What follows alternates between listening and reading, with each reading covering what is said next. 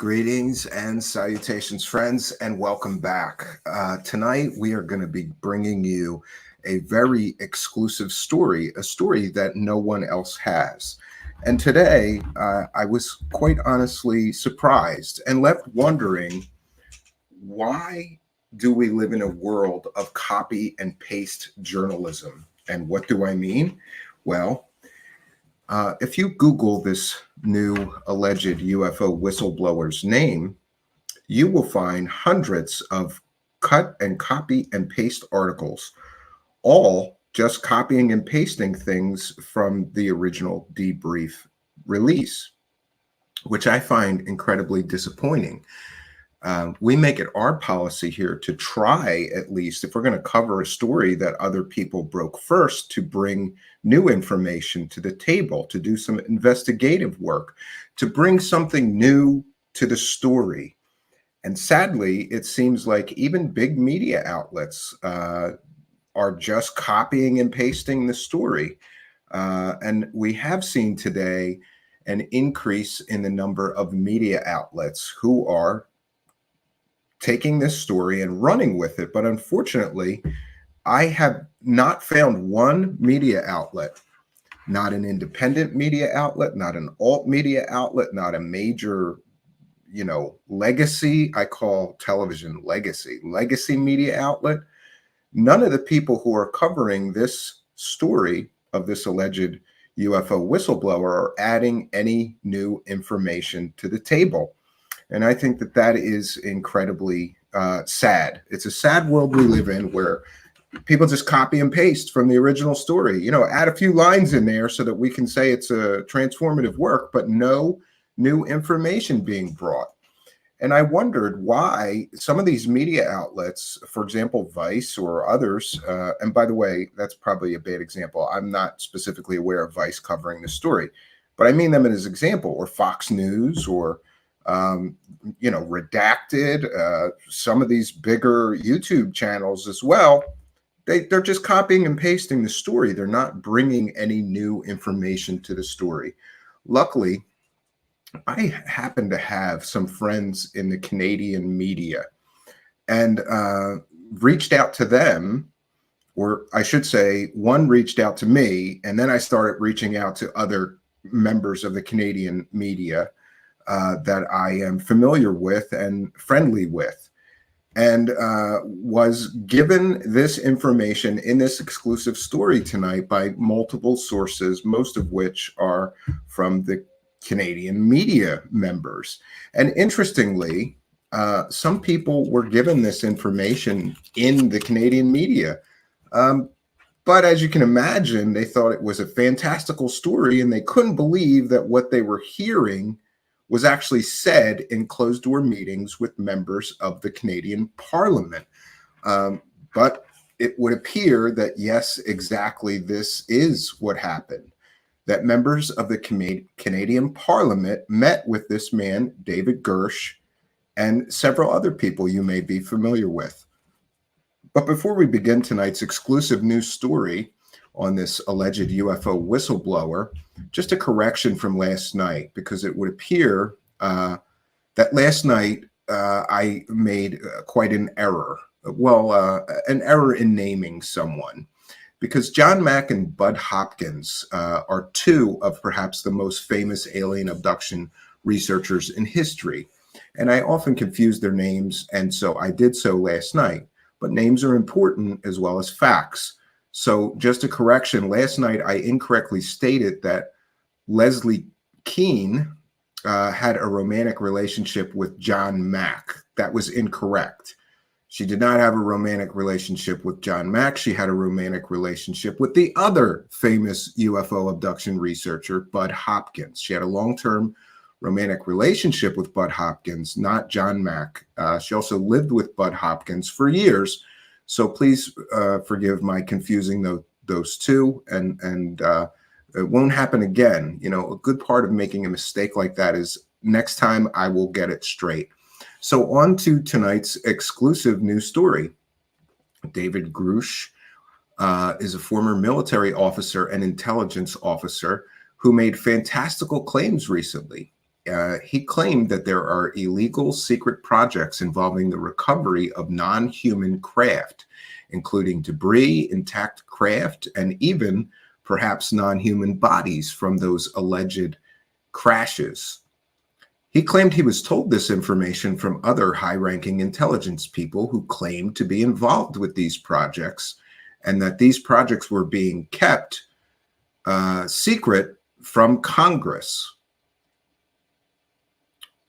Now, he additionally claimed that he was given documents and oral testimony from these other intelligence officers as proof, but has yet to make this so-called proof public. And now we know a little more about why, because apparently the Defense Department cleared him to talk about what he wanted to talk about, but not use any pictures or visual aids. So that may be why we did not get to see any pictures of alien spacecraft, pictures of alien bodies. I'm not aware that he has them, but that would sure be interesting to see. And I think would go a long way in convincing people that this man's information is actually valid and correct, and not just another chase the UFO alien carrot story like we've all heard 1,000 times before. Now, as far as David Grush and his history, I began yesterday trying to dig into this man's background and history. And strangely, I noticed while Googling his name, David Grush, something very strange. And that was that his former life seems to have been scrubbed entirely from the internet. Now, I found various examples of this, and it appears that in April, David Grush, this alleged UFO whistleblower, resigned from his government position and planned to go public as a so-called UFO whistleblowers and talk about these matters. Perhaps because of his plans to soon go public, it appears that Mr. Grush started wiping every mention of himself and picture of himself from the internet sometime in early May. We've been able to find multiple examples of websites related mostly to his business ventures where he or someone deleted those pages and pictures, and the information they contained were deleted. But luckily, because of the Wayback Machines and things like Google Cache, we're able to find that information. But to be quite honest with you, I'm not sure that this is something important. These were things such as pages of a business that he apparently owned with his wife doing mobile notary work in the Colorado Springs area, or being a real estate agent in the Colorado region. I'm not sure why he or someone related to him or associated with him, or I'm not sure if it was him who deleted those pages. It's hard to make that determination without having him available to ask questions to. So we don't know who deleted those pages, those pictures, and that information. And in fairness to Mr. Grush, it could just be he did this to protect his privacy and the privacy of his family, something that I certainly don't fault him for. However, the other side of the coin is, I remember thinking, why would you delete your entire history off the internet unless perhaps another possibility is that you were attempting to stop people from looking into your background. And again, it would appear that this information was scrubbed from the internet shortly before he came out as a so-called whistleblower. So I'm just going to share my screen here and give you one example. This is a page that was deleted from the internet shortly after May 2nd. It says, David Grush, David and his wife are former military family that have found a home in Colorado. David is our go-to guy for the mountain town transactions on our team. There is nowhere that he wouldn't drive to get the job done. On their days off, David and his wife enjoy hiking and the outdoors. Well, that's something that I'm familiar with and would certainly agree with him on. So this is a page where he provided mobile notary services. For those unaware, if you need a notary public, somebody to notarize something for you, there are people that will drive right to your home and put that stamp on legal documents for you. being involved in real estate, it kind of makes sense that he would also be a notary. Many people who are real estate agents are also notaries, so that they don't have to hassle themselves getting things notarized. They just do it themselves once legally able to do that. But why would this man wipe record of him being a mobile notary? It doesn't really make sense to me. And I'm going to show you shortly after May 2nd, and I have multiple examples of this. Shortly after May 2nd, this page was deleted from the internet. We were able to get it through Google Cache. But I just want to make sure that we're clear. I don't know why this man deleted all pages related to his businesses and other things. I also did a very deep search for social media sites and found none. Now, this could be because he's never had social media sites. I have a few friends that refuse to go on Twitter, TikTok, Instagram, Facebook. They just refuse to do it. And, you know, they're probably better men for it, because it's a huge time drain on many people sitting there scrolling social media during the day. I'm not sure if he had social media sites and deleted them, but I was unable to find any social media sites whatsoever for him, which in today's modern world of everybody being on social media is a little bit strange to me. It's a little bit strange, but it could be that he just never had social media sites. What I can verify is that all mentions of this man being a mobile notary and also this man being a real estate agent in Colorado were scrubbed from the internet shortly before he went public with his story. So one can speculate as to why he did that without benefit of being able to ask him myself. All we can do is speculate. And people are speculating, and some people are speculating that he did that to prevent anybody from finding out anything about his background. He just wants the story that he's putting forward, that information out there, and no other information about his life, his history, his family, or whatever. But again, having experienced becoming a public person through this show, I can't blame anybody who was not a public person, decided to become a public person. I can't blame him. I really can't blame him for scrubbing his stuff from the internet. Unfortunately, all the attention that this man is going to be getting, people would probably find him. Maybe some wackadoos would show up on his front door to talk to him about the alien spaceships. Who knows? Maybe out of an abundance of caution, he did that. But it's worth noting that if we get this timeline correct, this man apparently retired from his government job in April, and then sometime in early May decided to scrub all of the information available, once available about him on the internet, decided to scrub all of it. And again, I'm not sure why that was done, but I think it's a part of the story that people should be aware of. You know, part of me thinks if you're going to be transparent, you wouldn't do that. If you're really on the level and honest and you're going to be transparent, you wouldn't try to conceal things from your background from people who are trying to do some background checking while working on your story. Now, it's also interesting, however, that some people, this comes from Jeff Knox, were able to find some mentions of him that he was not able to scrub from the internet. And these are related to his government service. And here is where it gets interesting.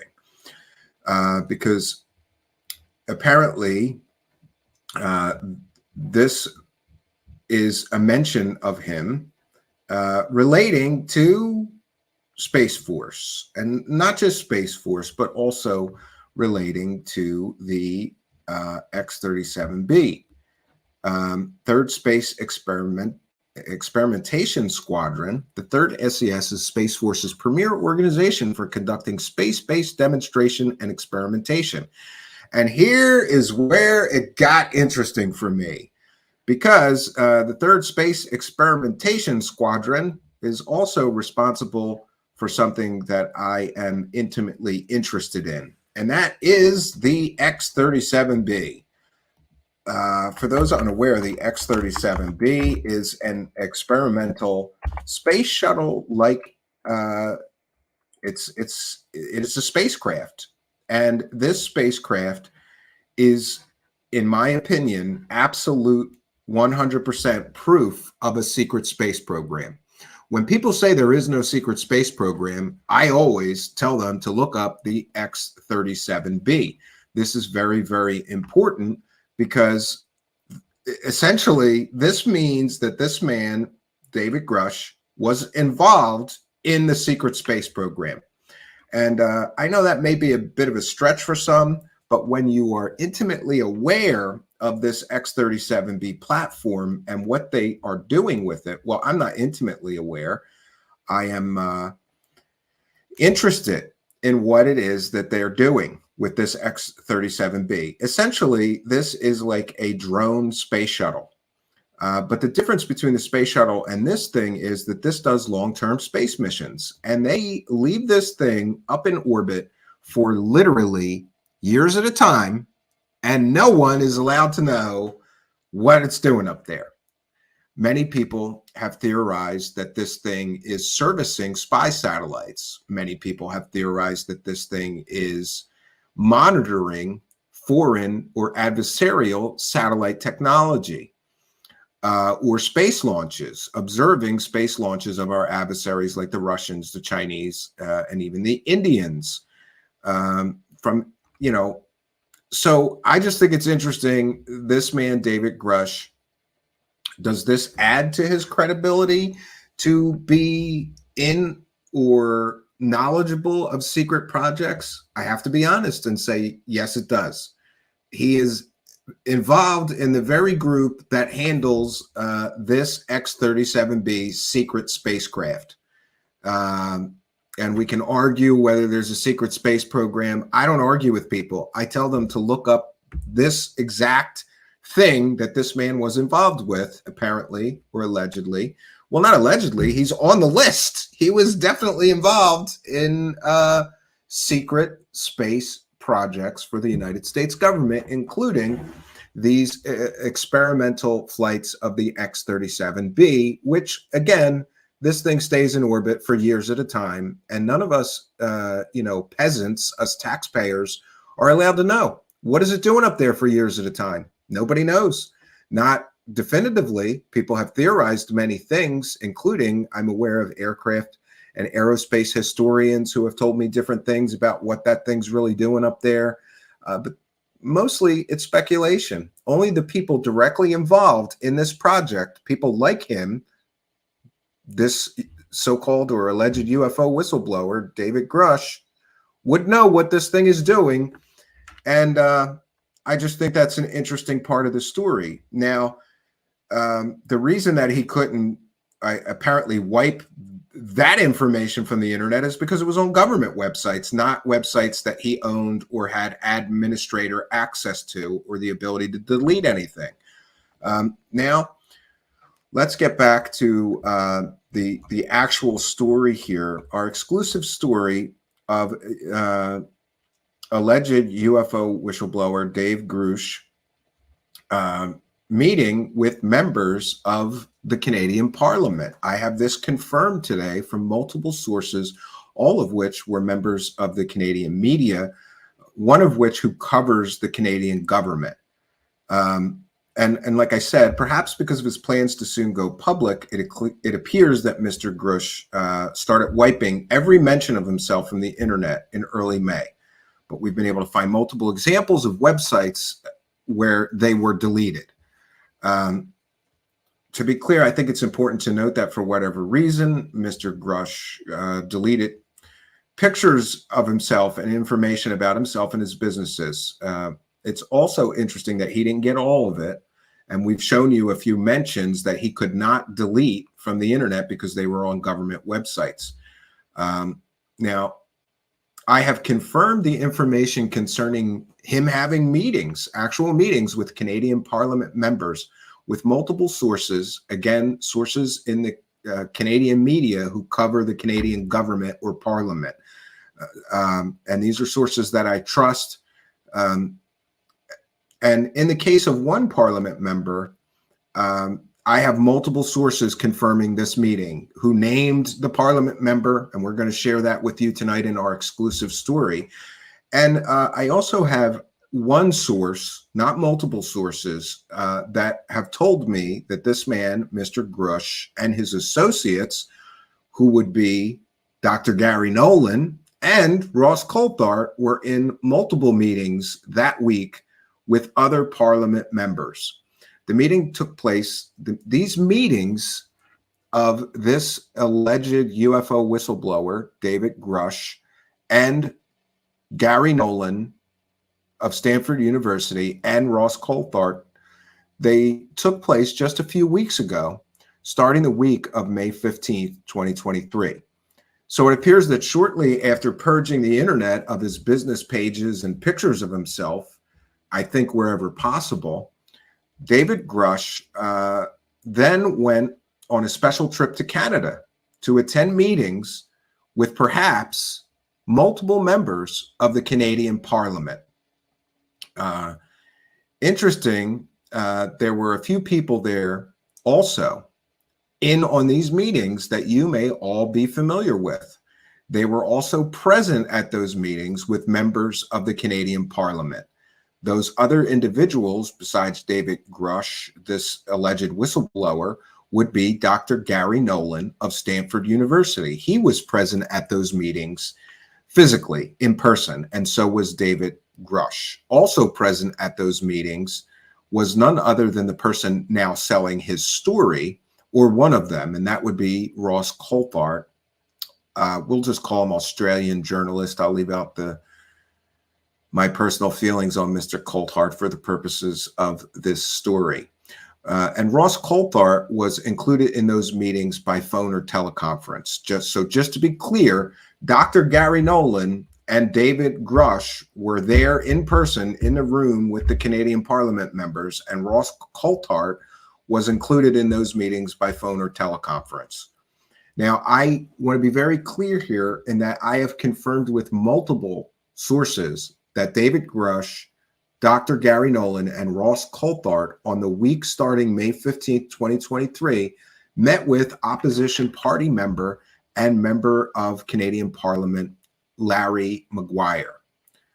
Now, Larry Maguire was a name that was familiar to me, and it may be familiar to you, because Larry Maguire is the Canadian Parliament member that you may recall has previously met with Luis Elizondo several years ago.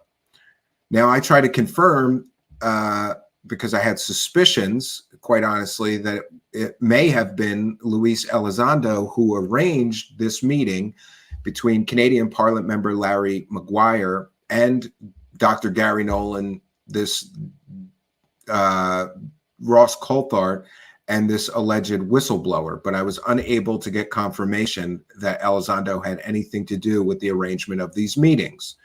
I have heard rumors of that, but I cannot confirm that. You may recall that Larry Maguire has previously met with Luis Elizondo several years ago. I was able to confirm with multiple sources, and you know, you can go and look.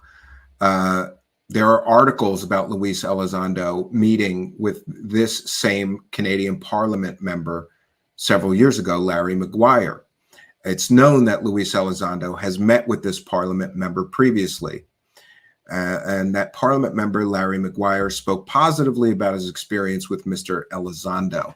Though I believe that the Parliament member, Larry Maguire, was extremely misinformed about Mr. Elizondo's original claims of running a funded $22 million secret Pentagon UFO program, because it turns out that program was not funded, it wasn't secret, and depending on who you ask, that program only existed in the imagination of Luis Elizondo. So you may be curious what happened during the meeting with Larry Maguire, Dr. Nolan, Ross Coulthart, and this David Grush. Well, apparently I was told that Dr. Nolan and Ross Coulthart apparently helped David Grush, this alleged UFO whistleblower, go through many of the same claims he talked about in the original debrief story. Interestingly, I have confirmed also that David Grush did not give these Canadian Parliament members any photos, documents, or any proof of his claim.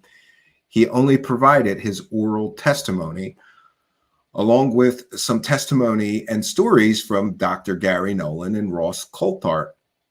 Also, one interesting note that I found important is that apparently during the meeting with Canadian Parliament member Larry Maguire, Dr. Gary Nolan and David Grush, this alleged UFO whistleblower, started talking about one part of David Grush's claims. And they were both quickly stopped by Ross Coulthart, who was very concerned and told them that they had to save that part for the documentary.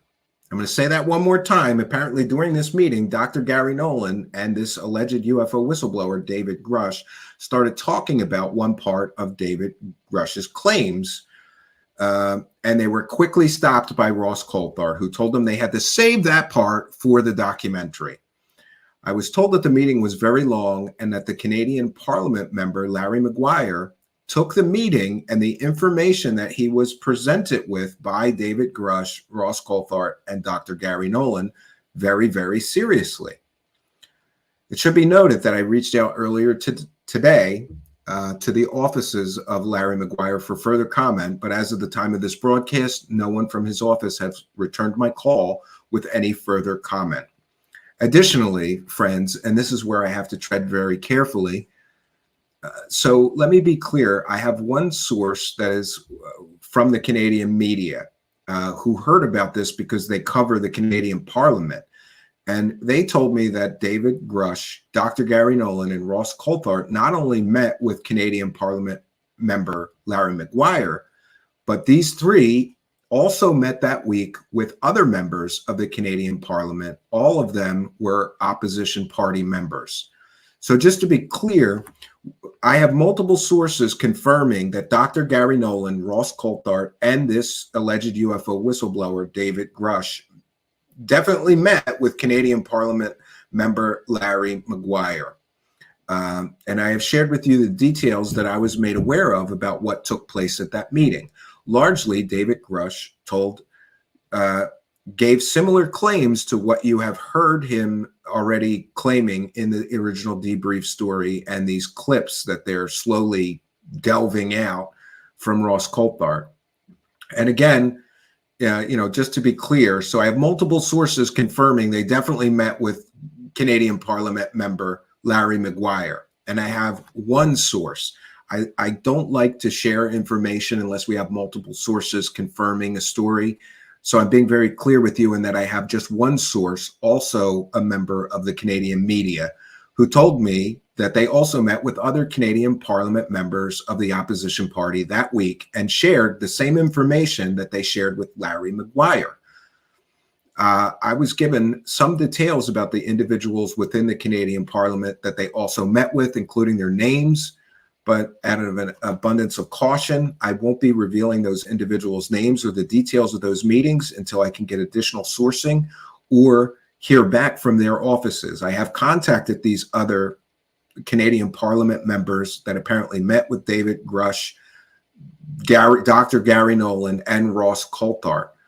But I feel very strongly, knowing the one source who provided me with this information, that they indeed spent a week there in Canada meeting with various members of the Canadian Parliament, again, all opposition party members. I was told that everyone involved in these meetings took David Grush and the information he was sharing with these Canadian Parliament members very seriously. So take from that what you will. And because of these new revelations, I'm left honestly with more questions than answers. And sometimes things are best put in the form of a question. So I would publicly share some questions I have, like, why is an American intelligence official meeting with members of the Canadian Parliament in non-public meetings and sharing stories about UFOs, aliens, and the alleged recovery of alien spacecraft? Another question I have is, why are former United States intelligence officials, including David Grush and Luis Elizondo, meeting with members of foreign governments at all? And for what purpose? Another question, did Lou Elizondo arrange those meetings between these people and the Canadian Parliament members? He had a pre-existing relationship with with one of these Parliament members that he met with previously, Larry Maguire. So did he arrange this meeting for this so-called whistleblower with this Parliament member? It's a big question, and I think it's an important one, because if Lou Elizondo was involved in arranging these meetings between these people, it shows that Luis Elizondo is directly involved, or it would show that Luis Elizondo is directly involved in the rollout of this so-called whistleblower. And now we know for a fact that Dr. Gary Nolan is directly involved, apparently, in the rollout of this whistleblower. We already knew that Ross Coulthart was directly involved in the rollout of this whistleblower. And now, apparently, we know that Ross Coulthart is very concerned about some documentary he will soon be making with this alleged UFO whistleblower. And he wants to save the good stuff for the documentary, apparently. So despite claims of this being earth-shattering information, Ross Coulthart is still holding cards close to his chest, hoping to cash in on the documentary with this whistleblower and stopping him from sharing information with a Canadian Parliament member during a non-public meeting. Another question I think that is very, very important that we should ask here is simply this: is Mr. David Grush being paid by anyone, including Mr. Elizondo? Is he being paid by Ross Coulthart, Leslie Kean, Ralph Blumenthal, The Debrief, or News Nation for his participation in those stories? Apparently, Ross Coulthart, Leslie Kean, and Ralph Blumenthal and The Debrief have the exclusive on him. In other words, we're not seeing this alleged UFO whistleblower doing direct interviews with other media outlets like CNN or Fox News or MSNBC or, NBC, CBS, ABC. We're not seeing him do interviews anywhere but with the people that may have some sort of exclusive deal with him. And I think it's important to ask that question. Is David Grush being paid by anyone, including Mr. Elizondo, Ross Coulthart, Leslie Kean, Ralph Blumenthal, News Nation? Is The Debrief paying him for his participation in those stories? I'd also like to know, due to Ross Coulthart's insistence that this whistleblower, David Grush, not share certain information during that meeting with a Canadian Parliament member, is he under contract with Ross Coulthart, Lou Elizondo, Gary Nolan, or anyone else for that matter to take part in a for-profit documentary about his story? Is he under contract? And if so, how much is he being paid for his participation in that documentary film project? And who else, if anyone, is involved in that business venture? And let me be very clear in that I'm just asking questions here. And these are questions that I think Ross Coulthart, Leslie Kean, Blumenthal, and others who have access to him should be asking him and answering for people. These are important, relevant questions. Is there a for-profit motive here? What's the deal? And finally, one big question that I have that I keep thinking about is, are officials or government leaders in the United States even aware that these intelligence officials or former intelligence officials are meeting with members of foreign governments and telling them that the United States is covering up the existence of alien crash retrieved vehicles or bodies of extraterrestrial biological entities or alien bodies, whatever you want to call them? So I think these are very important questions and questions that we should seriously consider. This is just bizarre to me that this man, a very, very high ranking, we're told a very, very high ranking, but I can imagine that he is very high ranking intelligence officer because he has access to some very secret projects like the X-37B. So it appears that this man is having meetings with the Canadian Parliament members and telling them stories about UFOs, alien crash retrievals, maybe alien bodies, and more. And he did that before revealing it publicly in a non-public meeting with these Canadian Parliament members.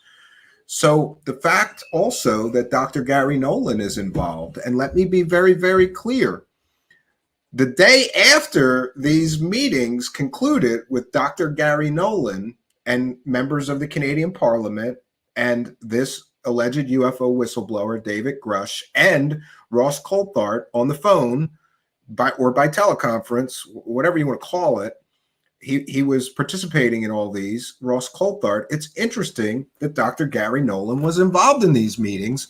Why is a Stanford University professor participating in meetings about apparently or allegedly top secret U.S. government programs involving the recovery of crashed, are they UFOs, crashed alien spacecraft? Why is a Stanford University professor involved in that? Why is an Australian journalist involved in a teleconference with this alleged UFO whistleblower talking about these allegedly top secret U.S. government projects? This is very strange to me. And it also is, let's be very, very clear, because I'm developing a timeline here that is very, very important. So, April, David Grush resigns from his government job at the ripe old age of 36. I don't even know how he could be getting a pension or any retirement package. So I'm a little confused about that, but it is what it is. He retires at ripe old age of 36 in April. And then he immediately starts scrubbing every mention of him from the internet that he can, including pictures of him and his wife and family, his businesses. That stuff gets wiped.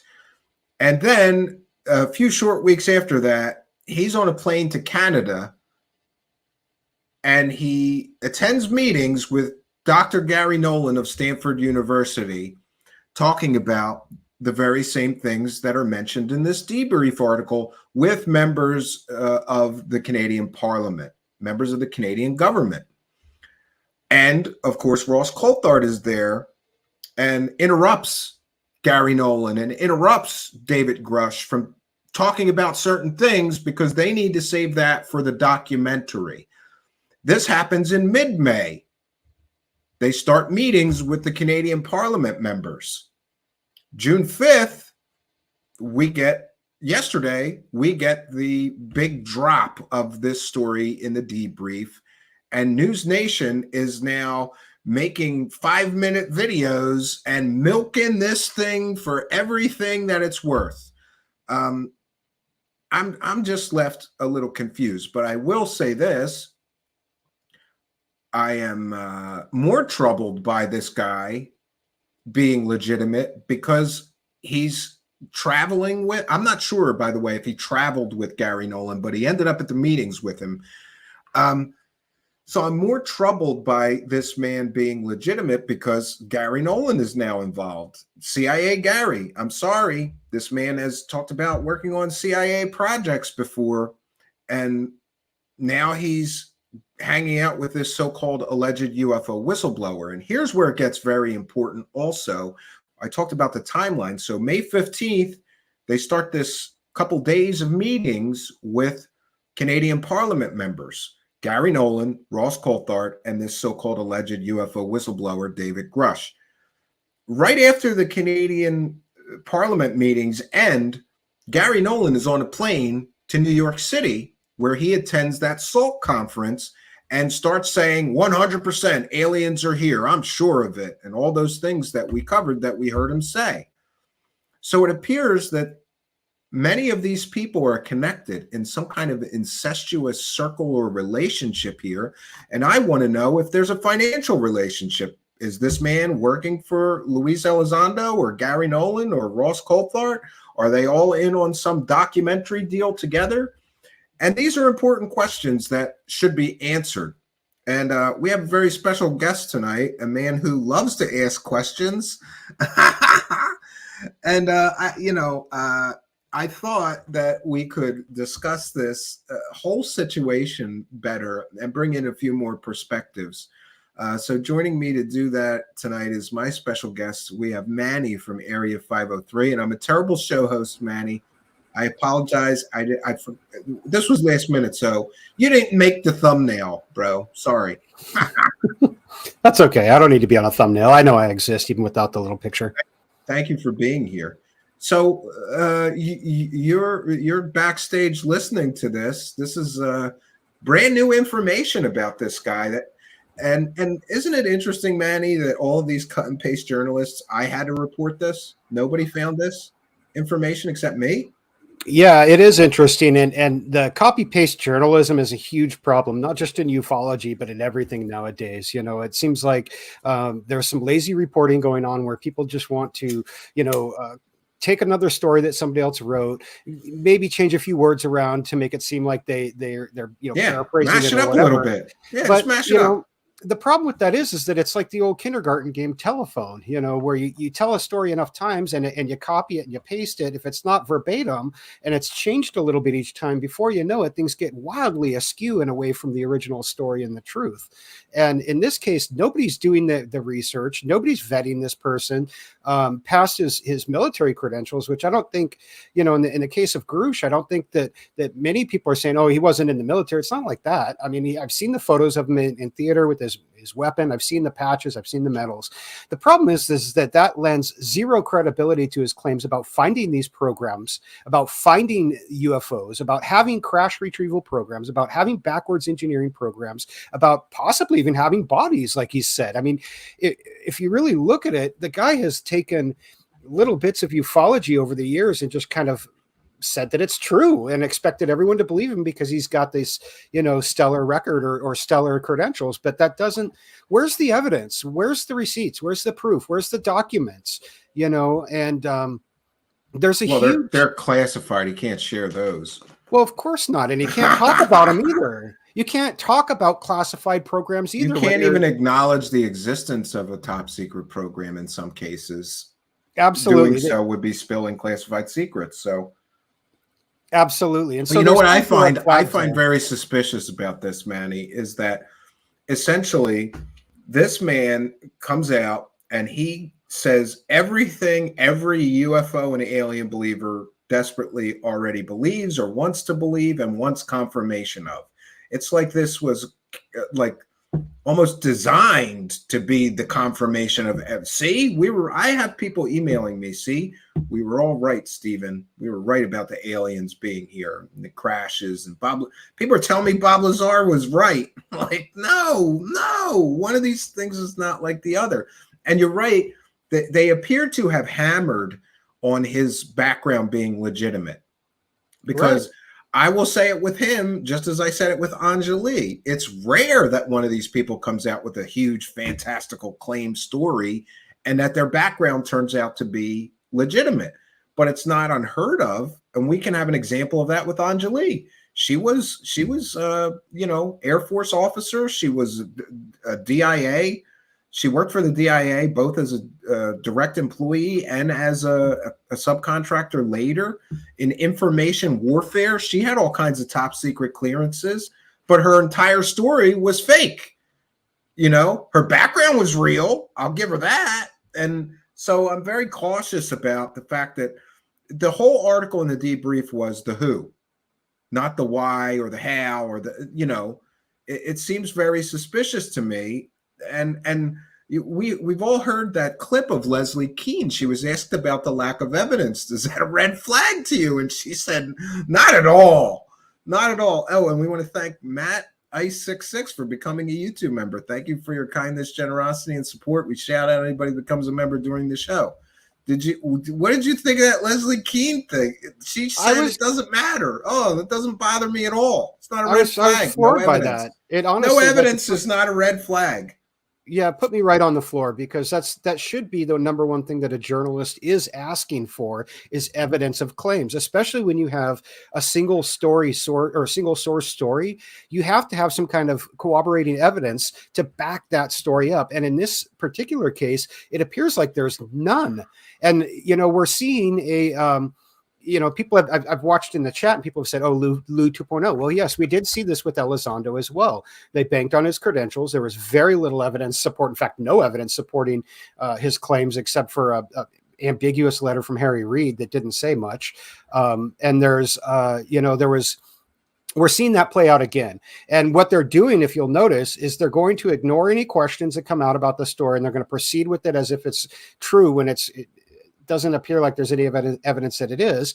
And they're going to flood people like you who are questioning it with 100 different news outlets that are going to just copy and paste and run with the story. And why are those news outlets doing that? Because it sells, because it gets people to go to their webpage. And if you want a perfect example of that, the debrief is the prime example. Go through their Twitter feed and look at their average tweet response and what their interactions are and impressions are. It's like 9,000 to 10,000 impressions on an average tweet for those guys.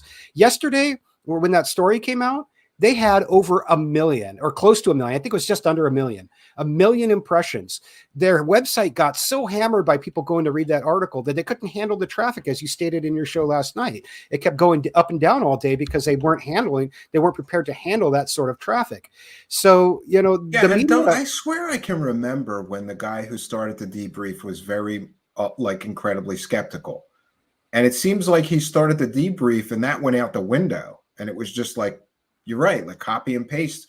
What did Lou say this week? Let's write a story about it. What did Gary Nolan say this week? Write a story about it. It's like this echo chamber of no, that's not journalism. It's just it's not journalism. Like John Greenwald said on Twitter last week, or maybe the week before that, he said, if you're going to be a journalist, you need to investigate stuff. If you're going to be especially when you're calling yourself an investigative journalist, right? And the quote that I like that he made was, if you're not doing these things, what you're doing is PR, not journalism. And that's the truth. These people have gotten the best PR that money can buy, and actually better than money can buy. And they're getting it for free because people are just doing it for clickbait. They've got all these different little podcasters and YouTube personalities and groomed media assets like Chris Sharp, and other people who take what they say, don't investigate or question any of it and just run with it and puppet it. And the more people do that, it creates a little echo chamber. Before you know it, places like CNN and NBC and ABC, they're going to grab it and run with it. At some point, when it's been run and everybody else is talking about it, they're going to do it too. Now, hopefully they have a more critical eye and people start getting back to a little bit of journalism, but it doesn't take weeks and weeks and weeks to vet some of this stuff. In the case of Garouche, it took like an hour to figure out everything there is to find on him on the internet, which isn't much, as you've stated.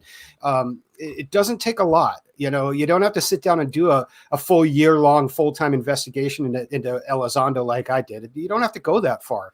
If these people don't have something out there that backs up their story, these media outlets should not be running them. Should not. And honestly, the onus comes on them. And at some point, people need to react to them. So Manny, I think that something changed.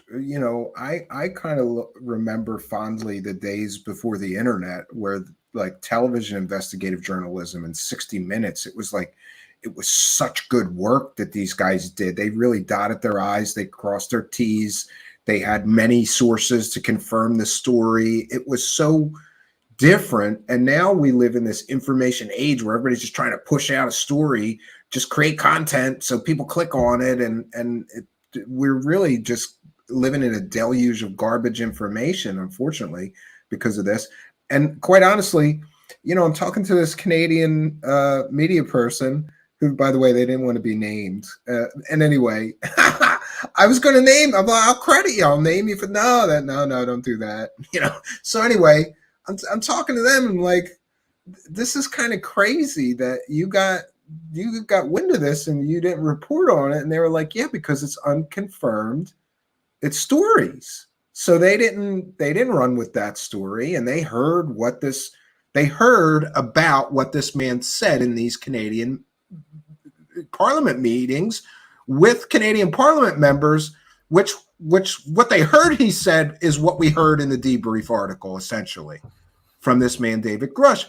And they didn't run with the story because they can't confirm any of that as true or accurate information. It's just a guy who happened to somehow get a meeting with a Canadian Parliament member, and he's telling stories about aliens. And by the way, just to be very clear, that one Canadian Parliament member is interested in UFOs. He's kind of like the Canadian Tim Burchett or whatever, like he's into it.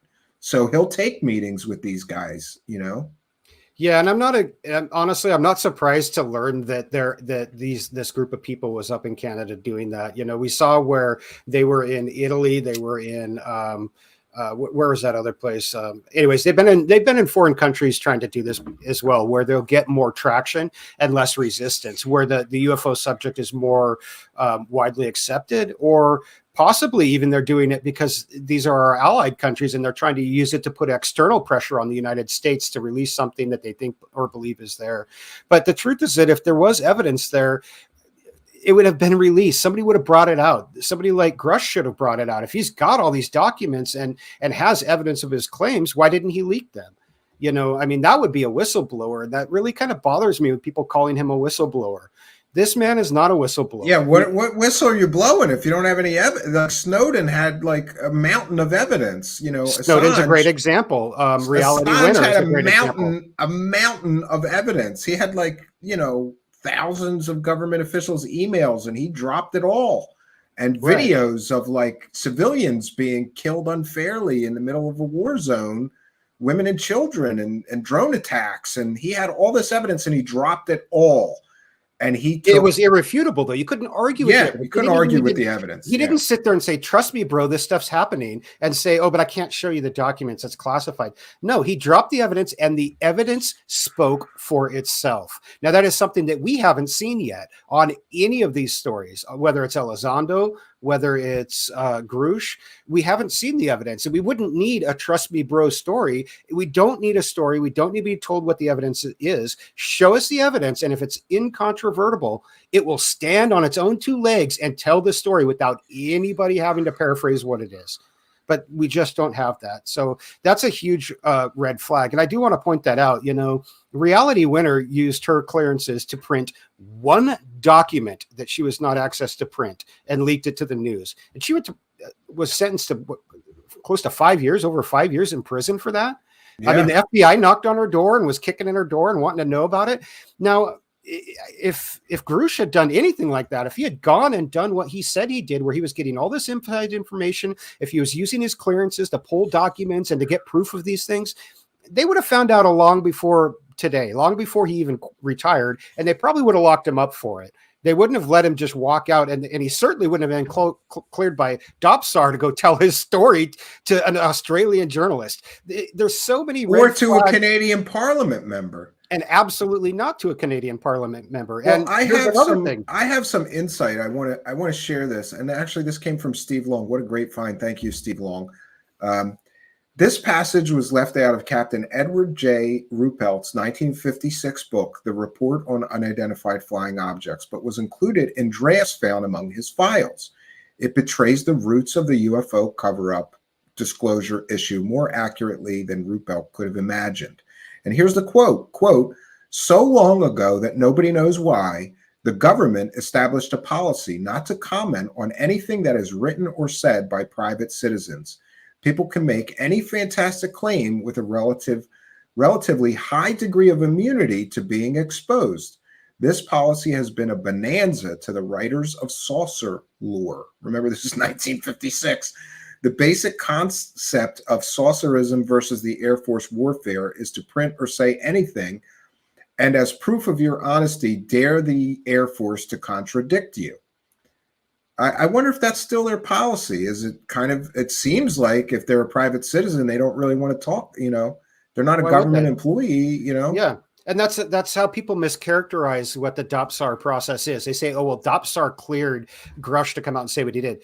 Absolutely. No, they did not. No, 100%. It's even in the letter that this letter is not an indication of the veracity of your claims or something like that.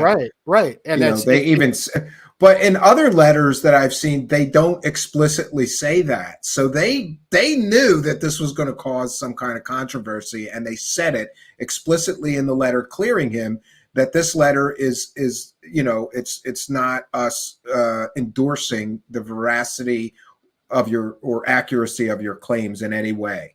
Absolutely. All that they're doing is they're scanning that for classified material that might have been mentioned or anything that's classified. And they're saying, you can't say that because it's classified. You have to take that out. Or you can say all that because it's not classified. And that should be another huge red flag to everyone here, that anything that they approved him to talk about, if that's true, is not classified.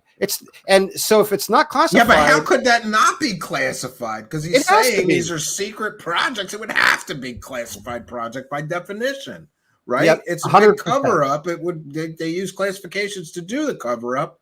If it's not classified, that we're picking up extraterrestrial bodies and intact spacecraft. And what did you think of the fact that this guy was involved with the X-37B?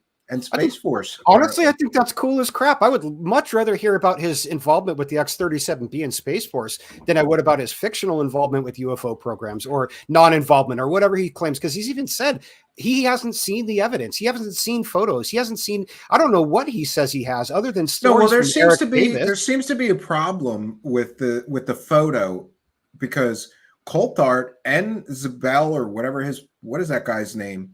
His partner in the podcast that he does, Bruce Seibel, they both said that he saw pictures, but he apparently said he didn't see any pictures. Well, there's another contradiction. There's another big contradiction. I would think I would remember if the guy said he saw pictures of alien spacecraft and alien bodies or not, but these two guys are trying their very best to sell the story. They may be over-promising, and soon we'll be victims of the under-deliver and the big letdown.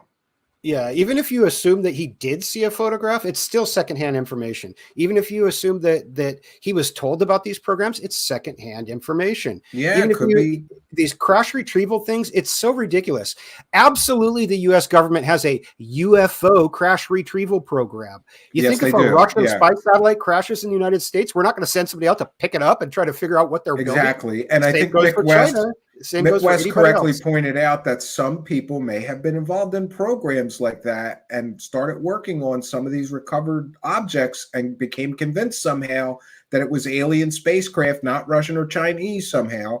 You know, there's what gives me caution is that there's all these advancements in material science that I'm kind of a nerd, so you know, I read about graphene and things that they're working on, and carbon nanotubes, and the 3D printing world is going to explode soon with the ability. They will soon be able to 3D print airplanes if they're not doing it already, you know, and I mean metal ones. But they have these new advanced materials like carbon nanotubes or carbon mesh fiber, and the 3D printer will, like carbon mesh, build bit by bit, build an entire aircraft for you. It may be that China and Russia are using some of these emerging or new technologies, and that something crashed and we got a hold of it, and somebody became convinced this can't be Russian, this can't be Chinese, this has got to be alien, and they started telling stories. This guy gets a whiff of it, and suddenly he's telling these stories. And then here's another important, this is incredibly important, and I wanted to share it with you and get your reaction. Because it appears that besides being closely associated now with Dr. Gary Nolan and Ross Coulthard, it also appears that Eric Davis is directly involved. And Eric Davis says, Gary Nolan and I have been working together since 2009. And what he told the reporter is 100% accurate. This is about his, alien claims. Much of what he said is partly based on my work over 25 years and more recent work of my now former special security officer who works in Colorado Springs and is the U.S. government whistleblower who remains unknown, but will become known in a soon-to-be-published expose in the Washington Post. So Eric Davis may be the person feeding him this stories, the source of the Wilson Davis notes that people have been arguing about for years that no one will ever prove are real or true, or, Yeah, it has some similarities, obviously, and it's hard to deny that if Grush was working with Eric Davis, that he's not one of those, that Davis isn't one of his sources. And that right there, again, like you said earlier, you don't have to go too far into these stories till everyone's connected to everybody else. It's the same players. It's always Davis behind the scenes. It's always Elizondo. It's always Chris Mellon. It's always Gary Nolan. It's always the same exact people. And now they've got the same journalist. If it's not George Knapp and then it's, or Leslie Kane and Ralph Blumenthal, then it's Ross Coulthard, or yeah. And my caution, the reason that I refuse, Manny, to not be cautious here, and I certainly refuse so far to give in to things like hoping even. I don't even want to hope yet that this guy is on the level and telling the truth, because I see things like this. And who's to say that his sources aren't wackadoos like right. Eric Davis or Hal Puthoff or the whole Skinwalker spooky crew, that have been doing this stuff and saying this stuff for decades and never proving it. Who's to say his sources are not Hal Puthoff, for all Eric we know, Davis, Lou Elizondo? For all we know, he picked up Colonel Corso's book and read it and is using that as a source. And that's the point. Grush has not said anything different than Bob Lazar said, or Colonel Corso, or like you pointed out, Eric Davis, or some of these other people, Hal Puthoff, like these people have been saying for years. So I don't understand why people are so quick to jump on his story and accept it as fact when there's zero evidence of his claims. Zero. He's basically I think a lot of people are really like laying on his credentials. Well, the guy's so credentialed, he would know, he would get access, right? And I don't know that that's true, but he wouldn't. That's not the way that he hasn't said anything new that Bob Lazar didn't say. Erica Lukes on Twitter, credit to Erica Lukes. This is from 1978, right? And look what it says. I trust that its impact or its implications, the stories of UFO crash retrievals in this book, will not cause alarm or, to the other extreme, bore you. For the record, my original papers entitled Retrievals of the Third Kind, completed April 5th, 1978, has been drastically changed. Since that date, many major events have happened, and new information concerning retrievals of craft and the alien humanoids have come into my hands. Some of these data are sensitive for a number of reasons, including national security. This is from 1978. And guess, listen, I read the Stringfield books. I found them extremely entertaining and things like that. But Stringfield used almost exclusively, his books were like just filled. Every other story or every story of a crash retrieval was anonymous sources. He never proved anything. He made a lot of money selling books about these alien crash retrievals he claimed were taking place all over the world, and especially in the United States, but he didn't prove anything. So these claims go back to at least 1978. Well, Roswell too, and Aztec, that was fake. And now we got the stunning revelation that the Trinity case of alien crashes, that's fake. These stories go way back. And you're right. This is just like recycled story from 1978. It sounds the same here, Yeah. There's absolutely nothing new in his story. We haven't seen the full 7 or 11 hour interview, however long it ends up being that he has. And it'll probably take Ross Coulthard, it'll probably take him 5 months to drip feed that out so he can milk it for everything it's worth. But I have a feeling that when the dust settles, all we're going to get are a bunch more stories. I don't think there's going to be any evidence. I don't think that we're going to see anything new. I don't even think we're going to even see or hear anything original, to be honest with you. It's just going to be a rehash of what other people have said over the years, propped up by this copy-paste media reporting that, leans so heavily on this guy's credentials and doesn't vet his story or the facts one bit. And, there's something else to think about, too, is that the intelligence community, by and large, like the Defense Intelligence Agency, they love when this stuff happens. And people are saying, well, why doesn't the government shut this guy down if he's wrong, if he's lying? They love when this stuff comes out. Jeremy McCowan just did a great article about asymmetric warfare where he talks about the reason why the DOD and certain factions in the intelligence community love when people like Grush come out, love when people like Elizondo come out and make up crazy, fantastical stories about us having superior alien technology. And to just kind of dumb it down and put it in wrap it up in a nutshell, it scares the hell out of our adversaries. it makes people in Russia or in China think that we've got UFOs and disintegration beams. Why would they ever come over here and mess around? And it's just that simple. It has to do with misinformation, keeping your enemy guessing where you are and where you're not. And, and in the case of some of these programs, getting them to commit resources to try to chase a technology that doesn't exist or that can be never exists. So they waste their resources and their money and their infrastructure on it. So they're not building hypersonic weapons. They're out trying to build UFOs, or they're not building the next generation of aircraft carrier or nuclear submarine, because they're out trying to build these hypersonic drones that can, teleport from, can go to Mach 800,000 in 2 seconds and warp anywhere in the planet, and all this bullshit that people are trying to sell, so there are some issues that are around that. And the government, it doesn't necessarily want them to stop. I mean, they might not encourage it, but they're not going to go out of their way to stop it either. Yeah. I'm getting hammered on Twitter by nameless, faceless accounts again, Manny. Isn't that great? And what's great is somebody just said on Twitter, all Cambion has is trust me, bro. And he doesn't share his sources. I spent all day today, Manny, working on this one story, right? To make sure that I get the story right. I have an 8-year track record of getting the story right. And I'm still getting shit because people don't like the truth. Apparently, and I'm to the point, like, go listen to go buy a Mother Goose book if you want fairy tales. Don't come here, because all I do is follow the story, and then I take my audience with me and I share with them what I found. Tonight is a perfect example. This is a new exclusive story that nobody else has, and people are saying I don't have sources. Then why did I get the story and everybody else missed this? I think this is an important part of the timeline here. This is an important part of the story, Yeah.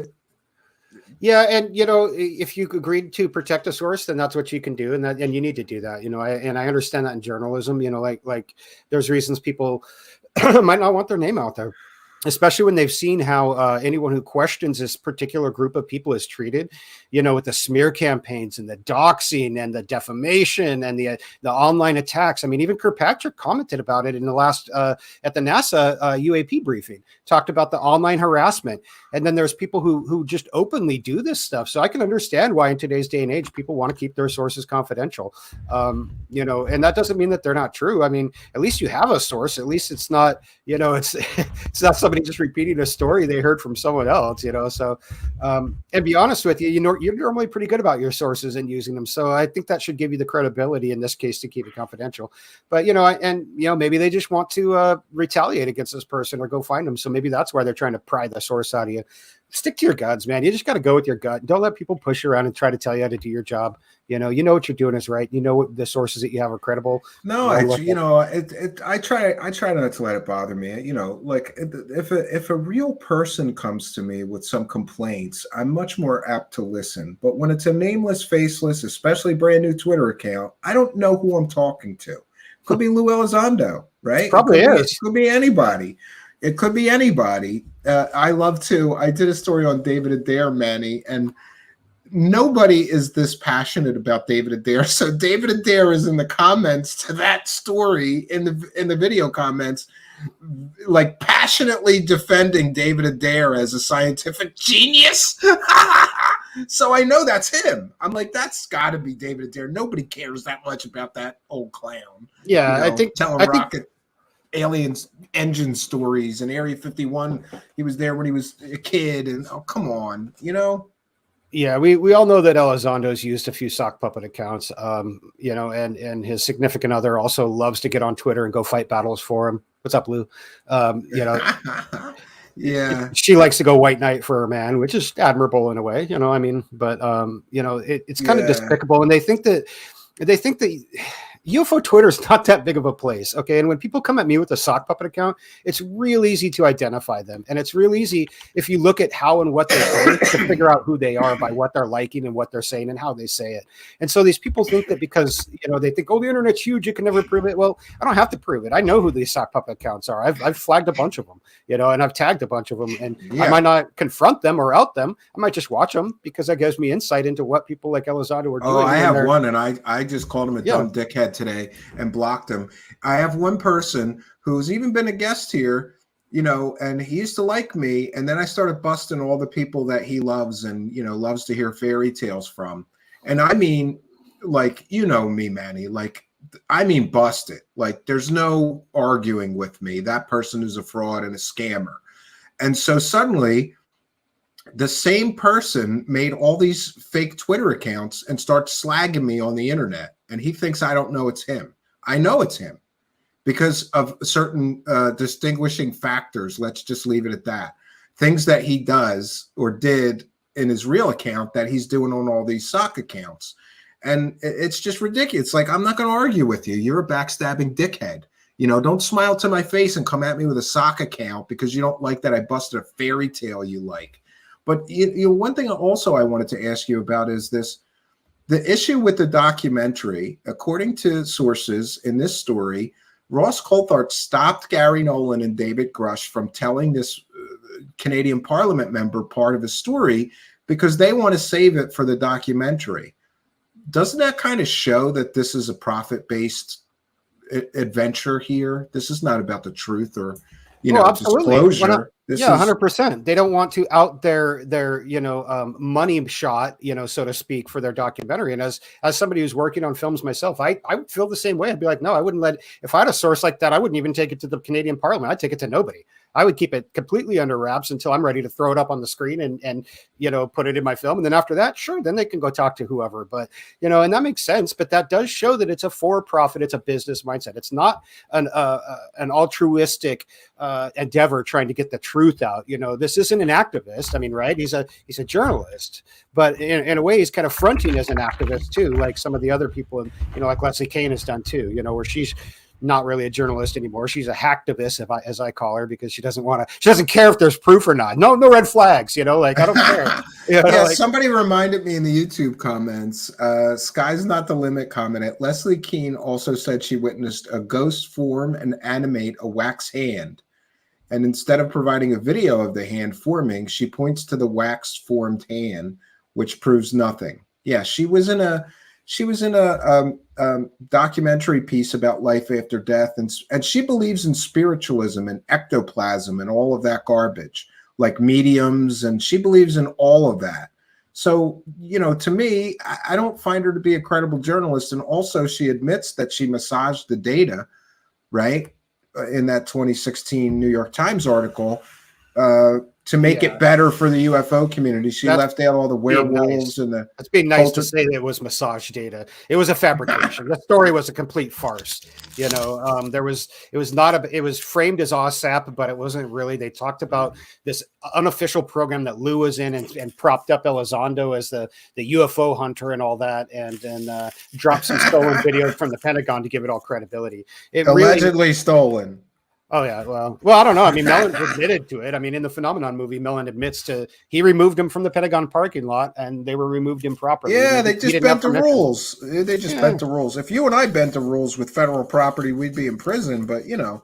Yeah, but you're not a Mellon. So, do you really think that Elizondo realized that his own credibility and time in the spotlight was over? So he propped this guy up. People are claiming that he was groomed by Elizondo. Maybe that's true, that Elizondo realized that his credibility was in the shitter and he couldn't be the point person anymore or the guy in the spotlight telling the stories. So they needed a new front man. I think it's pretty obvious to anybody watching this over the last 6 years that Elizondo has taken a step back from the public eye. I don't think that he's doing anything less. I don't think he's any less involved. In fact, I think he's significantly more involved. And I think he's just spending more of his time in Washington, D.C. and less of his time in front of cameras is all. But he's definitely had a role there for a while of being the face of this thing. And as we know, they tried to prop other people up in that role, from Tom DeLonge, Jeremy Corbell. They've tried to push other people into that role.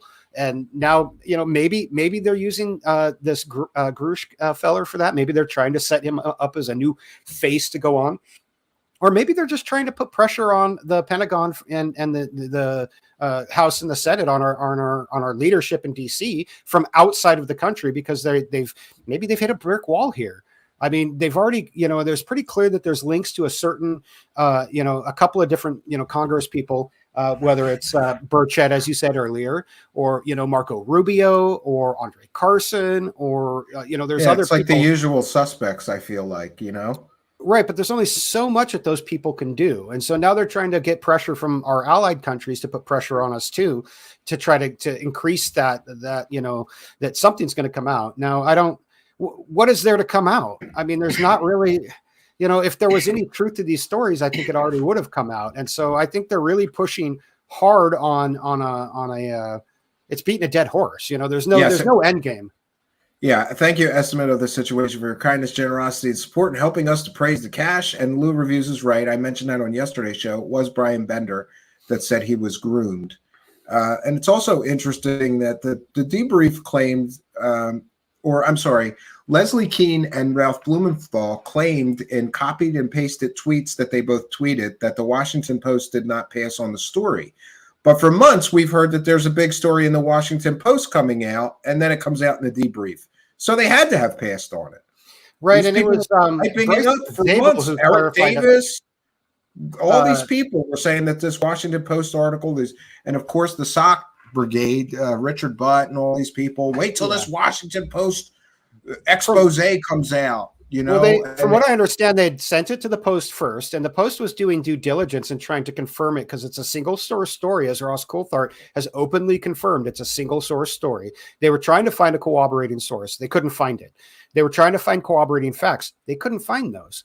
And so they were, as Ross Coulthart has said, Leslie Keene and Ralph Blumenthal have said, they were taking too long to verify it. So they then went from the Post. No, it was the New York Times first, then the Washington Post. They tried The Hill. They tried Politico. All four of those.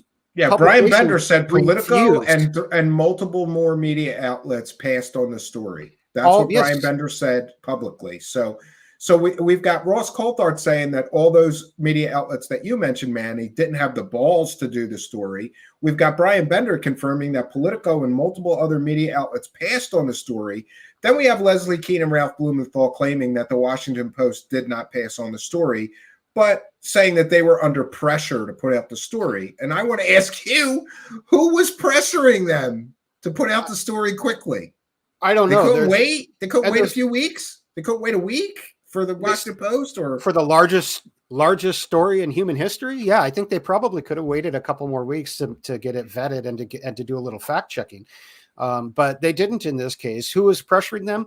I hate to say it, but I think it was probably because of that Stephen Greer press conference that's coming up next week. They wanted a lot of people think that they wanted to shit all over his stupid fake whistleblowers. Well, and by the way, we've gotten to multiple of Greer's whistleblowers, Manny, and they're all so fake. Well, Greer claims that he talked to Grush earlier this year. Oh, yeah. Let's talk about that. That's another one. Maybe Greer was going to out Grush before they could out him, that their story would come out. And so they wanted to get their story out before whatever, interview that Grush gave to Greer comes out, which would maybe not be the best for his credibility, Yeah, I think it was great, though, that Greer tried to tie his crap wagon to this new whistleblower, saying that he mentored him. And apparently David Grush, through a friend, released a statement claiming that never happened. So here we have another fabrication of Greer. But you know what was interesting? So he said, she said, right? I mean, who do we believe earlier in our Discord, somebody said, and I think this is very right. Oh my God, if this guy was mentored by both Luis Elizondo and Stephen Greer, he's going to be the super UFO grifter of the millennium if those guys both mentored him, Yeah, for sure. He'll know it all, and he'll be around in 25 years. So I think we should, though, talk from a human perspective about this person, David Grush, Manny, because there's a few possibilities that I've considered. One possibility is that he had a vague or even active interest in these topics, and then he starts meeting some of these people, and they start filling in his head with all these stories. And what if he is really genuine and on the level, and he truly believes this stuff? And he just got his head like brainwashed with all of these stories, and he believed all these people. And now he just came out like from a human perspective, I feel a little bad for him, because it could be that Eric Davis and all these other people filled his head with these alien crash retrieval stories. he becomes convinced it's all true, right? And then he hooks up with Elizondo and gets the Elizondo, cult recruitment treatment, allegedly, that others have gotten. And they put him out there to do this so they could all make money and keep the so-called ball rolling, and it's all garbage. And this guy's a victim in this. What if that's the case? It's possible that what you're seeing is kind of a two-pronged attack. I mean, maybe part of it started out where they fed him some stories through people like Eric Davis and talked about these crash retrieval programs and et cetera. And then you come in with Lou Elizondo, who's the closing groomer, who's like, hey, we're going to make you a media celebrity. Your name's going to be known around the world. We're going to get you on television shows, talk shows. You're going to make a gajillion dollars, telling your story. And so they've done that before with other people, so I wouldn't be at all surprised if it's something like that. This obviously isn't just a story that the guy just sat down one day on his own and made up. But then again, it isn't anything new either, as we were talking about earlier.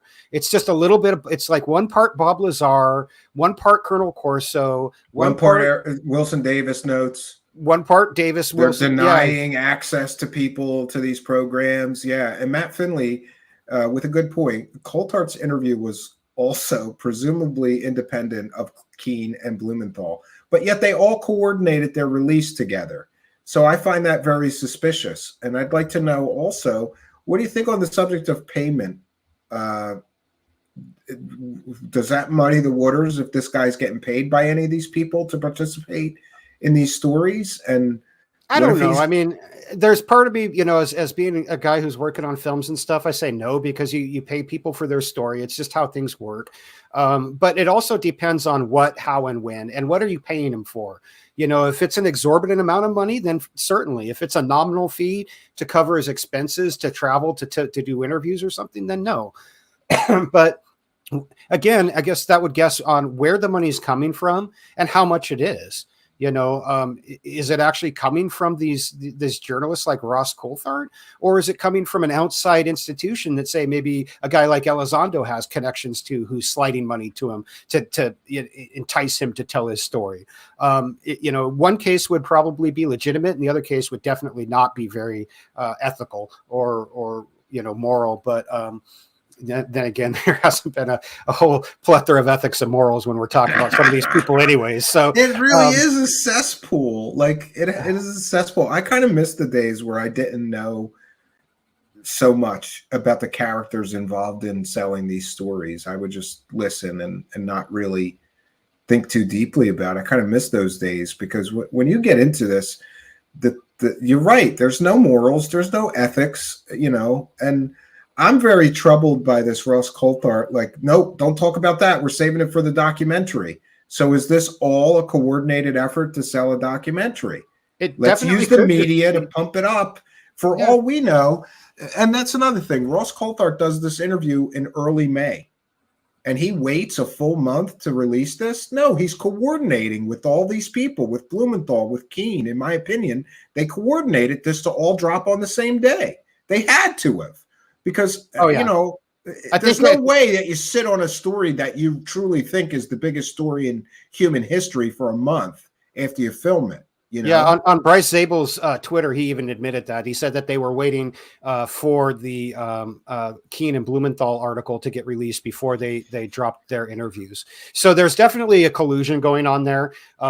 Which, yes, makes it smell like less of an actual journalistic endeavor and more of a PR scheme for a documentary. I hate to say it, but that's kind of what it sounds like, is this whole thing is just a big PR stunt, which is going to be interesting because there's not really any evidence. And there's so many people all over this story. I don't know how they're going to be able to get, who's going to watch this? Who's going to want to pay to watch that? Who's going to want to pay money to Ross Coulthard to watch this documentary when we've already debunked the story, 12 hours out of the gate? It'll still sell. It'll still sell. Yeah. Yeah, it probably will. You're right. You misunderestimate the believer crowd, right? Yeah. And I'm are you shocked a little bit? I'm kind of shocked that there is no evidence and people are still just all chips in. This is the real deal. This is disclosure. You got people saying this is disclosure. disclosure started yesterday, and it got a lot of traction on Twitter in particular. There was some really big name Twitter accounts, some in the millions that retweeted and were promoting this. Do any of them know anything about ufology? None of them. So yeah, they don't know the history. No, that's fine and all. Like I get that, but it got some real big traction on Twitter. And what's interesting is on Reddit, the same thing happened. It was all over the UFO and alien subreddits. However, the world news and news subreddits, which are, I think together have an aggregated like 100 million, people subscribe to those two Reddits. Anybody who posts a link to this on there is getting banned. They don't care if you're repeating the Fox News version, the CNN version, the news. Oh, really? They're just banning people for posting it? Banning it 100% as PR, as fake news. It is not allowed on the world news or the hashtag or the /r news subreddits whatsoever. And that should tell people a lot too, that there's a lot of people out there who are not buying this, are not going to play into this game, are not going to be a part of that copy paste reporting, are not going to entertain these silly ideas. Well, that's good news. You know what else is good news?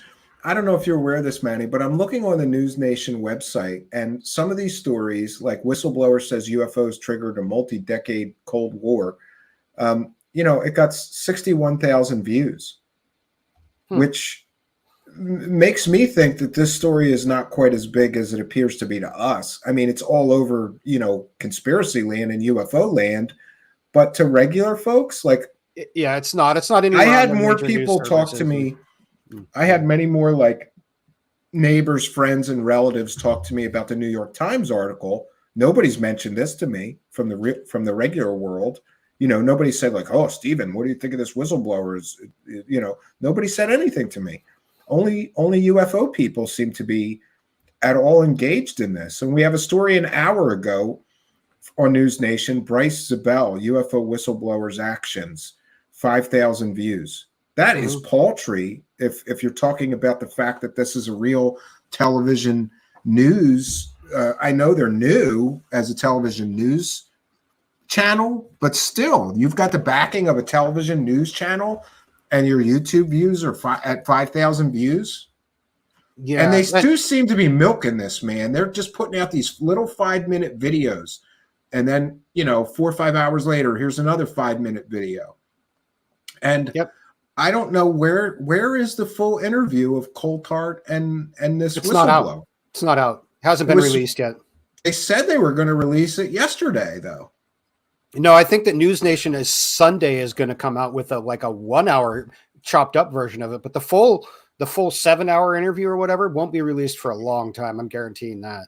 I don't think they're gonna delve this out 5 minutes at a shot. They're gonna milk this to the ends of the earth, I think. Yeah, he's got to save it for his documentary. Remember, I mean that's really what it comes down to. So like I said, I think a 1 hour piece on News Nation Max News Nation is going to come out. But that, again, is not going to be the whole thing.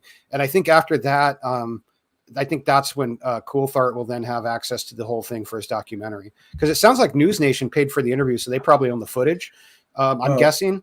But maybe they licensed it to Coulthard, or maybe he had a agreement with them where, like, okay, you guys will get first dibs. You can run it for XYZ. Then I get to use it for my documentary, and then it's all yours or whatever. I guess we'll see. I'm not holding my breath about the documentary. I have a feeling it's going to be more of the Spies and Lords bit that he did in 2016, I think it was, about the UK Parliament weird stuff that was going on there. It has the same sketch. Apparently, I want to share this. This is interesting. Apparently, some of the true believers are very unhappy with my reporting, Manny. And this is interesting. There is a search suggestion ban on my Twitter right now. And that is most likely the result of people mass reporting my tweets. I've had those before temporarily, like right after Who's Lou came out. I had one of those. Yeah.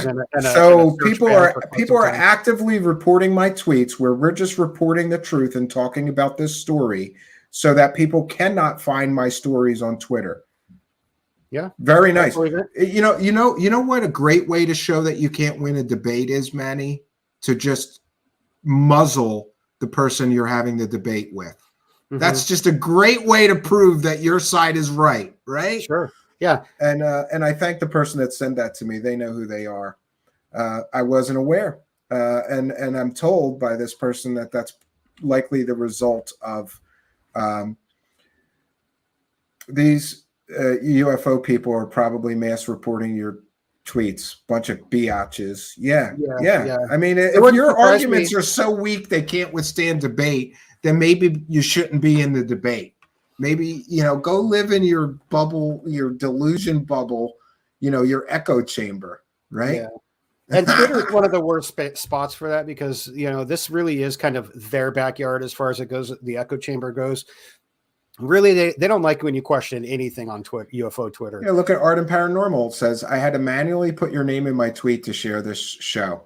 Yeah, so I'm getting shadow banned by a bunch of people who apparently don't like the truth, because we haven't said anything here.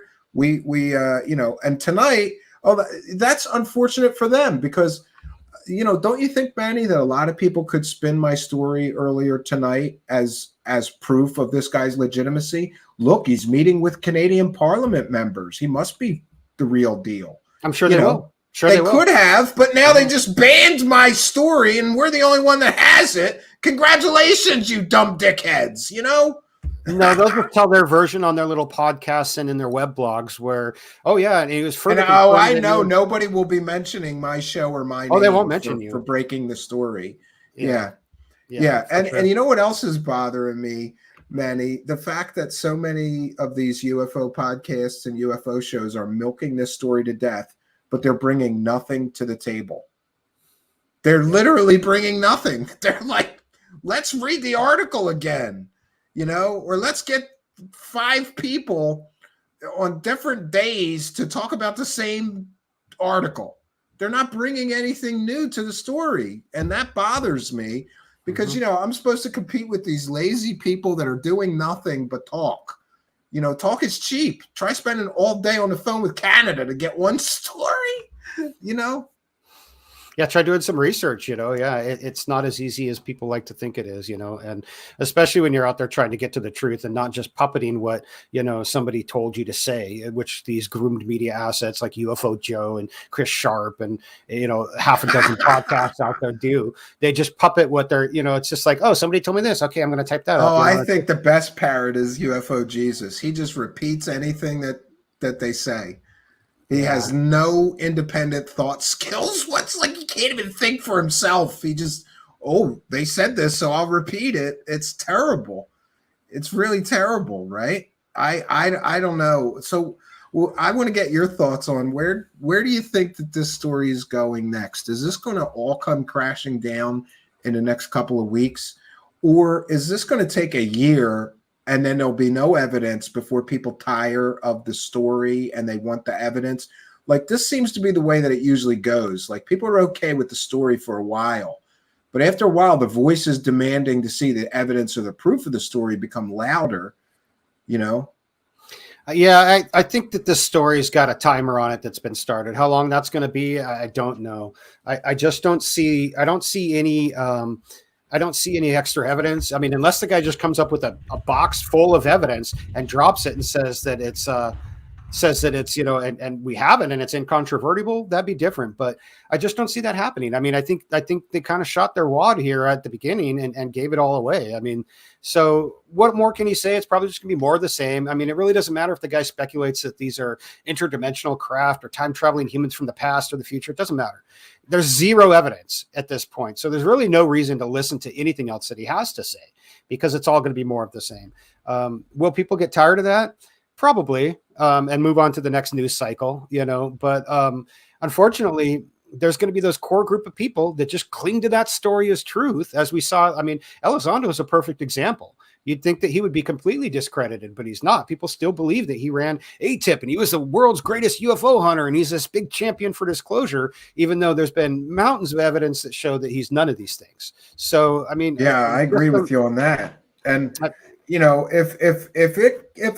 think it's going to be damaging to if it becomes very clear that he's behind this story, or that he did groom this guy and get him ready and push him into the spotlight, or if he's paying him, Like people have suggested he may have some financial relationship with them. And by the way, that's rumors and speculations. It's not been confirmed. I don't know that he does, but I'm asking the question. And why can't we ask Lou Elizondo? Do you have a business relationship with this man? Well, he'll lie. He won't answer you truthfully. So you don't. Why would you even ask him? He'll just lie through his teeth. That's what the guy does. But yeah, I mean, I think it's, if it comes out that all that is true, then it'll be possible. You know, will it defame him? Will it be enough for people to jump off the fence and be like, oh, this is just bullshit? I would think so. But most of those people are already there without that. You know, because it's a huge story with no evidence. There's not much there. I mean, what can we say? I mean, is it entertaining? Sure. Is it great? Sure. But I read two anonymous, Reddit whistleblowers who were doing the same thing last week off of 4chan or something. There was one guy who was part of a, reverse engineering program, and that there's a secret UFO base in the Bermuda Triangle that's cranking out these things. And his story, honestly, was far more entertaining than Grush's is. So I don't know. I'd just rather go there. I mean, at least that guy at the end was just like, yeah, this is all a LARP. It was just fun. It's cool. Well, it's interesting that we can confirm that we can already connect this guy with some of the normal, let's say, cast of characters like Eric Davis, Gary Nolan, and Lou Elizondo is calling him a hero, and Chris Mellon is calling him a hero. So, and I'm just kind of shocked that this story has any traction, considering Ross Coulthardt's last big UFO story was promising us that he had conclusive proof of alien technology, all confirmed by this man. Cut to Michio Kaku.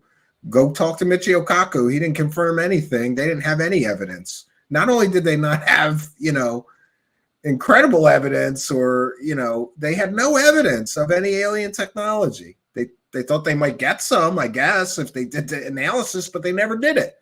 So, but here we are. Rinse and repeat. You just do the Cosmicon shuffle, hope everybody forgets your last story was a big dud, bluff, nothing burger, and now you come out with an even bigger one. Don't you think this is if this turns out to all be a bluff, wouldn't this be like the biggest UFO bluff ever? It's a pretty big one. I think it would. Maybe they didn't intend it for it to go so viral and get so big, but and in a lot of ways I think it is. I think it's going to be big, and I think it's going to continue to kind of snowball. I mean, you saw a few more mainstream media outlets picking up on it today, but I don't think any of them are really trying to say that it's authentic, or that they've dug into this guy's claims or whatever. They're really just parroting the debrief piece. They're doing that copy paste reporting thing, and it's almost like they were just waiting for somebody else to get the egg on their shirt if it's wrong, but as long as somebody else was first, you can't be the one, that's the only one who's responsible. But I don't see it that way.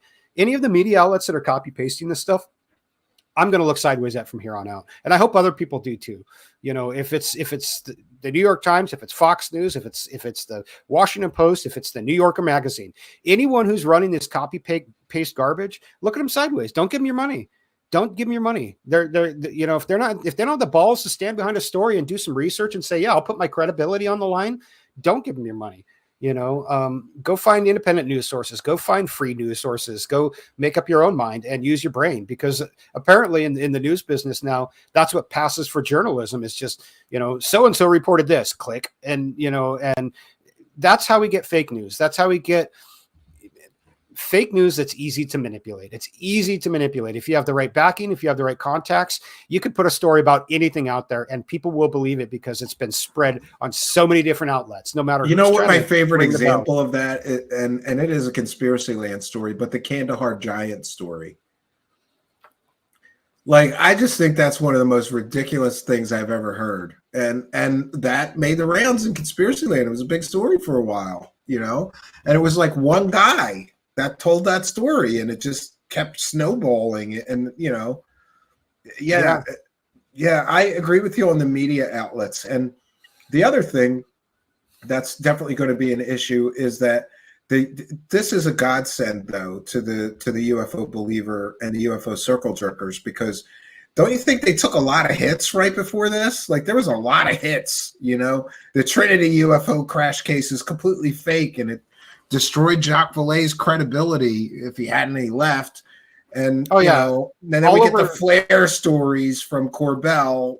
It just garbage. I'm glad you And brought that one up, because when that one broke, I was watching it on Reddit and on Twitter. And of course, the usual suspects are on Twitter were just clinging to it like a lifeboat. But all over on other platforms, on Facebook and on Reddit, people were jumping ship and they were saying, this is it. I've had enough. This is garbage. This is bullshit. I'm sick of being lied to. I'm sick of being sold flares and told that they're aliens. I'm done with this. And people were jumping ship off of ufology because of it. And so, yes, in a way, this was a godsend. This was a life preserver for the UFO grifters, because people were getting hip to them left and right in platforms and in areas that had generally before been pretty accepting and friendly for them, where they could pretty much say whatever they wanted and get away with it. If this story explodes, it's going to be really bad, because it's going to confirm for a lot of people that some of the more skeptical, even-keeled people are correct in their analysis. We've got Green Street put out quite a scathing little article on Twitter about Lou Elizondo being not who he said he was, and how, this is all tied to Elizondo and his opinion. And if that turns out to be true, it's going to be hard to continue to attack the skeptical-minded people, who mostly, like me and other people, we're showing you the truth and we're urging caution. Before you believe this, listen to this. Look at the history. And that's another thing. I can't believe that this guy's history, like Ross Coulthard's history of selling 100% provably fake stories, and Leslie Kean's history of one being kind of a wackadoo that believes in spirit mediums and ectoplasm and all of that stuff, and also her terrible, factually incorrect New York Times article. These people have all sold provably fake stories before. I think that's got to be, you got to take that into consideration. Like, how do you ignore their track record of selling fake stories before and just all chips in believe this, Yeah, I don't know how critically thinking people can look at what all those people who you just mentioned have done in the recent past and been caught red-handed doing, and still take them as serious journalists or as anyone who's credible, especially when you've got Leslie Kean saying, there's no red flags when the guy couldn't prove any of his story. No red flags. No red flags at all. No, not at all. But of course not, because she's not a journalist. She's an activist. She doesn't care. As long as somebody says something that she thinks will further her agenda, she's going to run with it. She doesn't give a shit if it's true or not. She's not going to fact check them. She doesn't care. As long as he's got a medal on his chest or a letter from a senator, why would I care? If it's, but you'll see what happens is that the major news publications are not going to let that slide so much. They're going to be the ones, because they're the ones taking the hit. The New York Times took a hit when they ran that article and had to kind of walk it back. Could that have something to do with the fact that she has to distribute her stories on the debrief now? Yeah, and maybe don't you think the debrief is like the only one that would take it? I think so. I'm sure Liberation Times would have ran with it. But but that's an even bigger garbage pile. Yeah. No, I'm not surprised that the debrief would run with it. And if you look, it was very fortunate for them. Like I said, their average interaction on their tweets was somewhere around 9,000 or 10,000 impressions per tweet before that. But the tweet with this article broke 1 million or close to 1 million in one day. So this was very good for their business. Does that mean it's true? No, I mean, it doesn't. And in fact, I think they've even walked back and had to put a big thing out today, how they didn't vet anything. I haven't read the two different parts. It was an interview with McMillan, who was one of the co-founders, I think, of the debrief, where he's talking about how they didn't really vet the story. It wasn't their job. They're just publishing it. I'm like, well, what do you mean? So if I come to them with a story about my 22 and back, and I've been to 500 different alien planets and I've done blah, blah, blah, they're going to run it? Like, they apparently aren't journalists either. So people should be questioning that. Why did it have to end up on the debrief? Why did all these other journalistic outlets say, hey, we want to confirm this. We want a little bit of time to run with this and to investigate this. And why was it so important that they get it out, yesterday? I think I don't know. It might have had something to do with Greer's event. I think Lou Elizondo holds a grudge really well, and he wanted to crap all over his event. Well, and again, if what Dr. Greer said is true, and he does have interviews with Grush, then that would explain why they wanted to get out and beat him to the punch. because they want to be like, oh no, our story's accurate, and Dr. Greer is going to use it out of context or whatever. I have no idea if that's true, if he's actually got filmed recordings with them, or if he's just saying that so that he can glom onto the latest news cycle. I think he's just glomming onto it. Yeah. Oh, my disclosure event. We've got 4 whistleblowers. They only got 1. It's like childish at some point with this stuff. It's absolutely childish at some point. Like they say in Jerry Maguire, show me the money, show me the receipts, show me the evidence. I don't, like we talked about Snowden earlier. We talked about Reality Winner. These people brought evidence, and they didn't have to tell us what it meant. The evidence spoke for itself. Okay. And that is a whistleblower.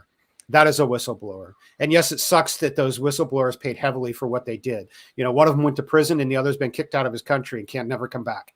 Yeah. I agree with you. Somebody just telling stories that somebody else told them, that's not a whistleblower to me. You got to, and I'm trying to be at least fair. The guy claims he has evidence. He showed it to members of Congress, but we can't see it. It just seems too convenient to me. I don't think he does have evidence. I don't think he's ever even claimed to have it. Thank you, Arden Paranormal, and thanks for being a member and a chat room moderator. We appreciate you. Thank you very much, Arden Paranormal. Yeah, he's taking evidence, if he's using his clearance to take evidence away and get evidence, that's exactly what Reality Winner did, and she went to prison for 5 years.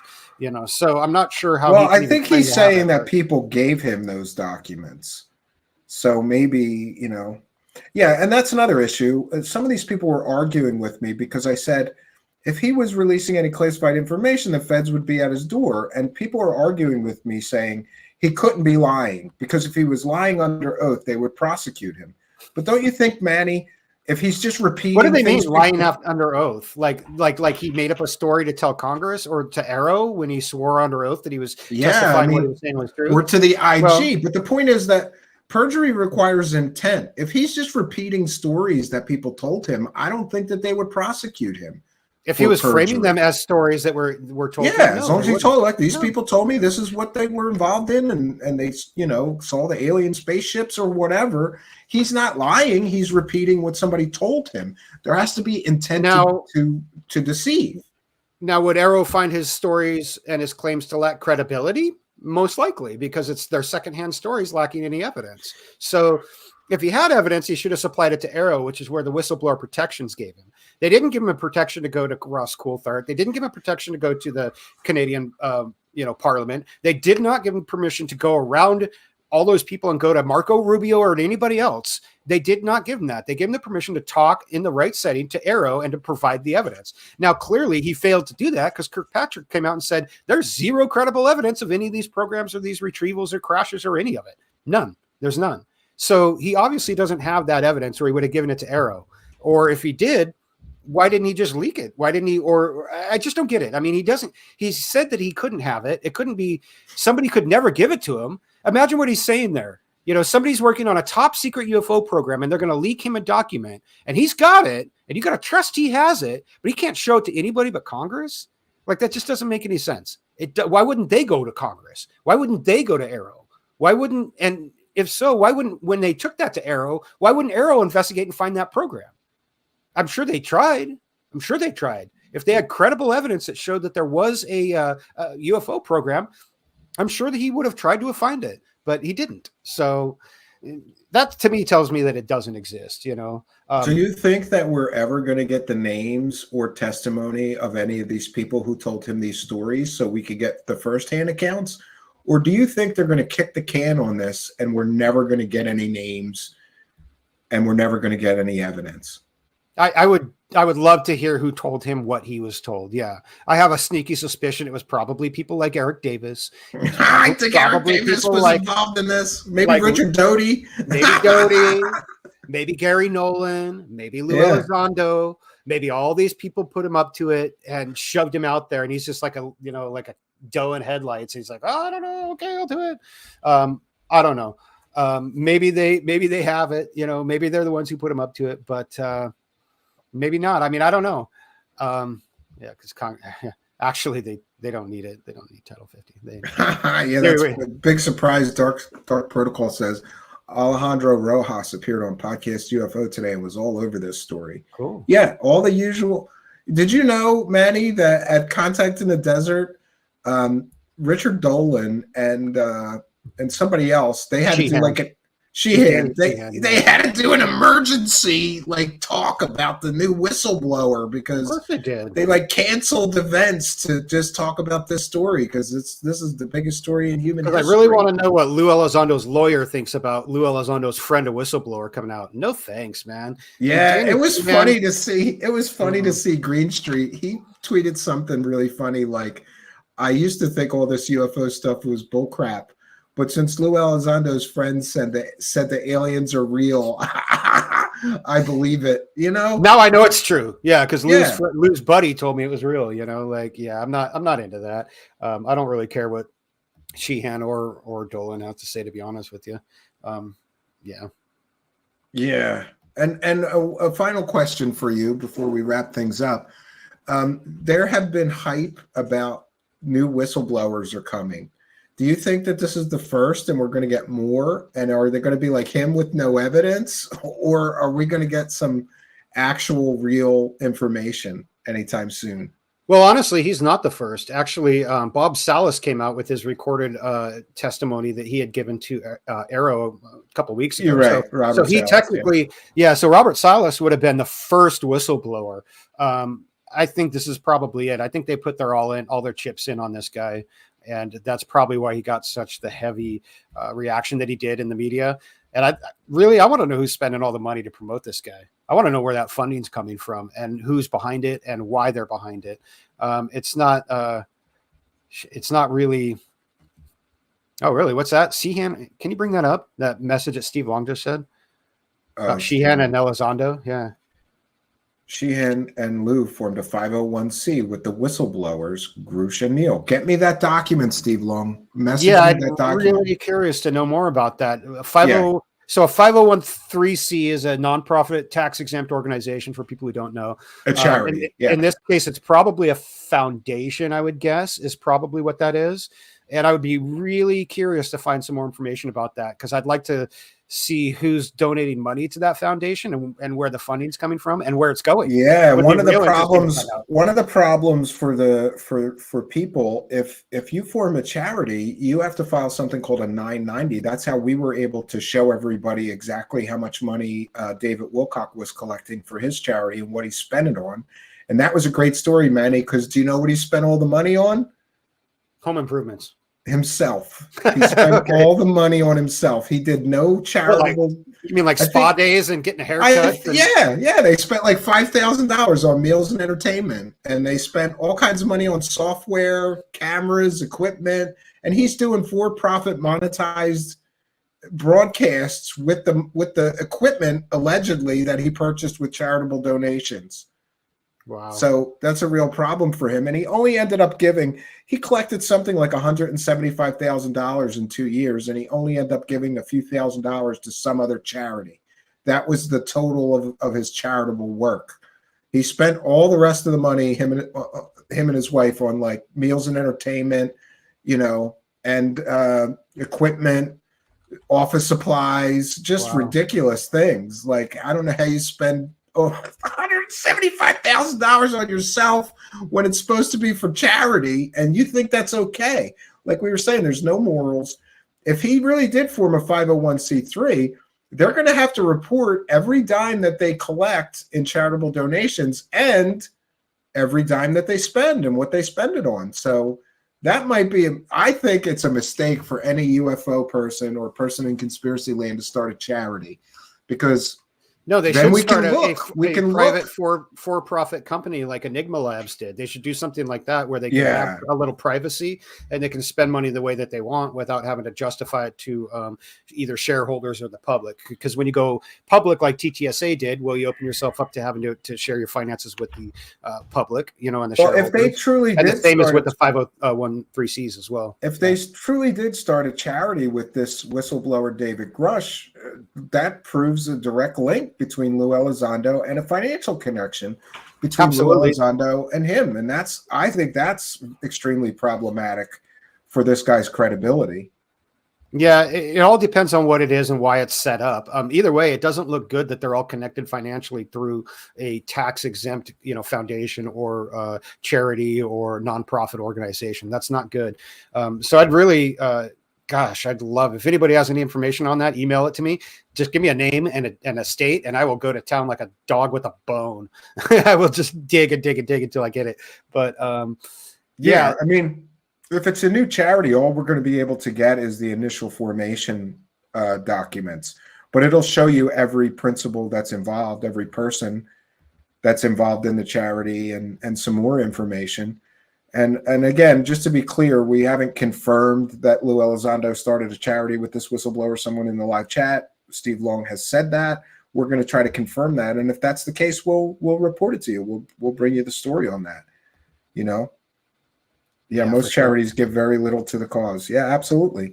Well, I think we're going to wrap things up, Manny. I want to thank you for coming on at the last minute. I'll add your name to the title and stuff. So I'm sorry, this was kind of last minute. Manny offered to jump on. But that's okay, because I had another part to tonight's presentation I can say for something else, and that is just on the history of all of the baloney and the fakery and the fraudery involved with UFO crash retrieval stories. I've got a whole piece on that and presentation on that. We'll do it another night, maybe tomorrow. Yeah, and on the whole UFO grift thing, that I haven't been real active on YouTube in the last probably year and a half. I've been doing, and Stephen, I've been working with Bob Kiviat on a couple of different Yeah, projects. producer of Alien Autopsy. Yes, Yeah, I'm a and I've fan been. of his. You took my job with him, you prick. I said that before.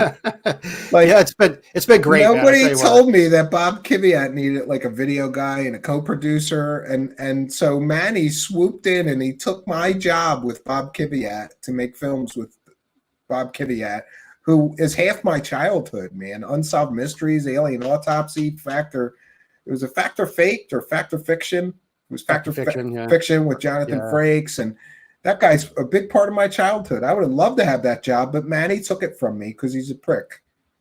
That's just the way it works out. It's kind of an interesting story. We'll talk Yeah, about it someday, how that all and played out. Manny, and then Spooky gets like a documentary film deal too from somebody I know. Hmm. Everybody's screwing me out of jobs here. No, I'm happy for both of you. Bigger and better things. Good for you guys. I'm hoping that I get a break someday. Until then, I'll be here swinging away, slugging away here, Manny. It's good. I'm happy to be here, actually. Yeah, I just want to let everybody know what I'm doing. I'm still here and I'm still working behind the scenes. I just haven't been active on YouTube. People can follow me on Twitter, as I know you do, Stephen, and you see that I'm out on there every day talking about this stuff and following You're what's on going there on. busting balls every day. It's so funny. I'm glad Manny's there because Manny is a tremendous time saver in my life. Because I go and somebody says something stupid and ridiculous, and I'm going, I'm going to reply to this dummy. And then I look at the tweet thread, and Manny already told them exactly or nearly exactly what I was like. Listen, you idiot! I don't have to do it because Manny's out there busting balls too. It's a great thing. Yeah. Yeah, trying to keep people honest. That's all, and it's a full-time job. But yeah, so one of the projects we're working on is obviously the UFOs and politics and all the scams and grifts and stuff. So yeah, people should keep their eyes open for that. And if you've got any tips or whatever, send them in. Email me. Don't be afraid to reach out. I'm still here and I'm open to talk to just about anybody as long as they're civil. Good to So, hear. All right. Well, thank you, Manny. We're going to wrap things up. You have a great evening, and don't be a stranger. Come back, especially when you finish a film and a film comes out. I want both you and Bob here. oh, for sure. I'm sure. I know that Bob would love to come back on your show. He enjoyed hanging out with you once or He's twice. an awesome guy. Tell him I said hello. I will. And All right. thanks everybody. Thanks for having me on, Stephen. All right. Thank you, Manny from Area 503. Now a co-producer with Bob Kiviat's new film company. Happy for him. I joke about him getting my job. I would have loved to have that job, but he beat me to it. The better man won. It's okay. I'm happy for Manny. They've got multiple film projects, which they will be releasing soon. And when they start releasing these film projects, I'm going to have them both on here to talk about the films. I know they have one on UFOs and scams, and they've got another one on the Mandela effect and a few other projects that I'm aware of. And that's great stuff. So, boy, I have done my due diligence today. For those unaware, I spent all day today on the phone and emails trying to get the story exactly right. It's important, especially when nobody else has the story. You know, you can't copy and paste. You have to get the facts, the dates, the times, the names. Everything has to be correct. So I did my due diligence today. We want to thank each and every one of you for joining us. We want to thank our kind and generous benefactors, you Patreon supporters, you PayPal pledgers, you super chatters, super thanks people, YouTube channel members, and of course our PayPal pledgers. We're a viewer supported show, and I try not to get bitter, friends, but when I see lazy slobs that are contributing nothing new, but they're right there with their hands out, right? It kind of bothers me. All day yesterday and all day today, I spent trying to make sure that we had new and interesting information to share with you. That takes time, energy, passion, and dedication. And it takes some support. And we're lucky to have the support of all of you. And we also want to be sure that we thank our PayPal pledger, Daniel, for a kind and generous $10 PayPal pledge. We want to thank Maria for a kind and generous $50 PayPal pledge. Daniel is sending that in as some birthday cash for the cash clown. Thank you very much. He'll appreciate that. I'll make sure he gets it. And Maria just says, great work on the whistleblower story. I'm glad you're here. And we're glad you're here, Maria. Thank you for the kind and generous $50 PayPal pledge. So we have done our due diligence for today. I really hope that we're kind of done with this story for now. To be quite honest with you, I've kind of decided that until evidence actually surfaces, I'm kind of sick of this story. Although, thankfully, after today, I'm aware of new information about this man traveling to Canada, speaking to members of the Canadian Parliament, and now everyone is aware of that. And I also would just like to say to those true believers that think it's a good idea to get me shadow banned, you know, if your arguments are so weak that they can't withstand debate, you don't belong in the debate.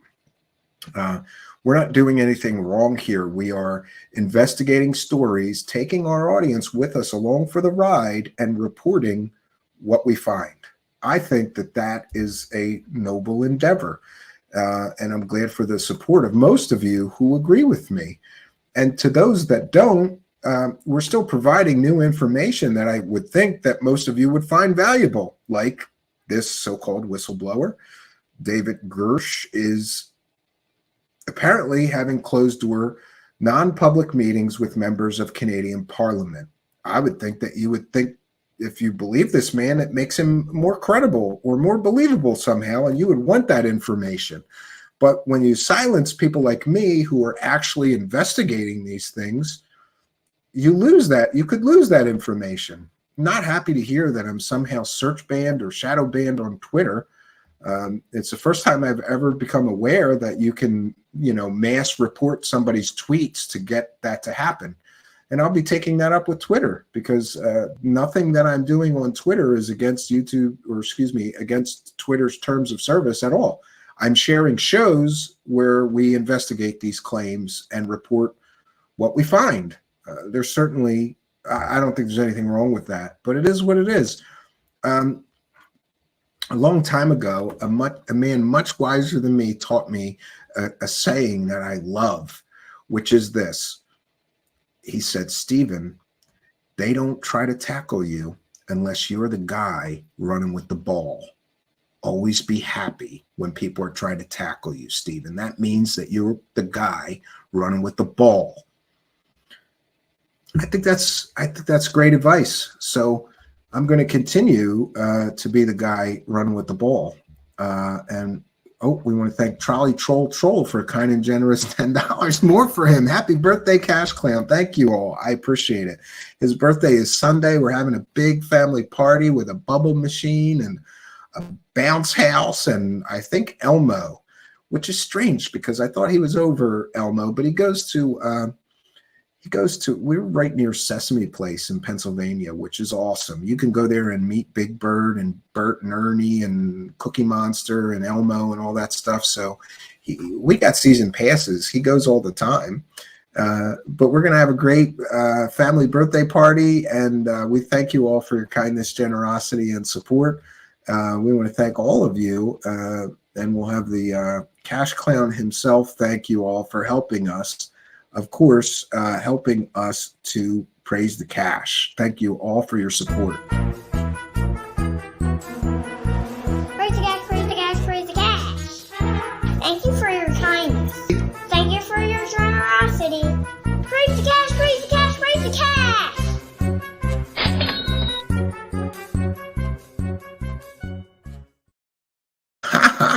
All right, friends. So I will be back tomorrow night, 9 p.m. Eastern Standard Time. It might be the last show for the week because I'm going to be going to the cabin early this week on Thursday night. So we get our 3 shows in Monday, Tuesday, Wednesday. The last one should be tomorrow night, but I am going to do a show from the cabin this weekend. I tried last weekend. There was a tremendous hailstorm and a power failure. I couldn't do a show if I wanted to. No power, no router, nothing.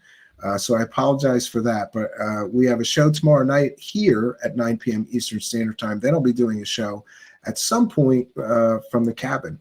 So we thank you all. We thank our kind and generous benefactors. We thank Mr. Ian Spooky and our guest tonight, Manny. We thank all of you for being in the live audience. We had tremendous attendance in the live chat tonight, which I'm always happy to see. Thank you all for being here. Please join me tomorrow night, 9 p.m. Eastern Standard Time. I'm going to have a very special show for you, and I hope you'll be here. So that's all I got for you, friends. Until next time, my name is Stephen Cambion. Good night, and God bless all of you.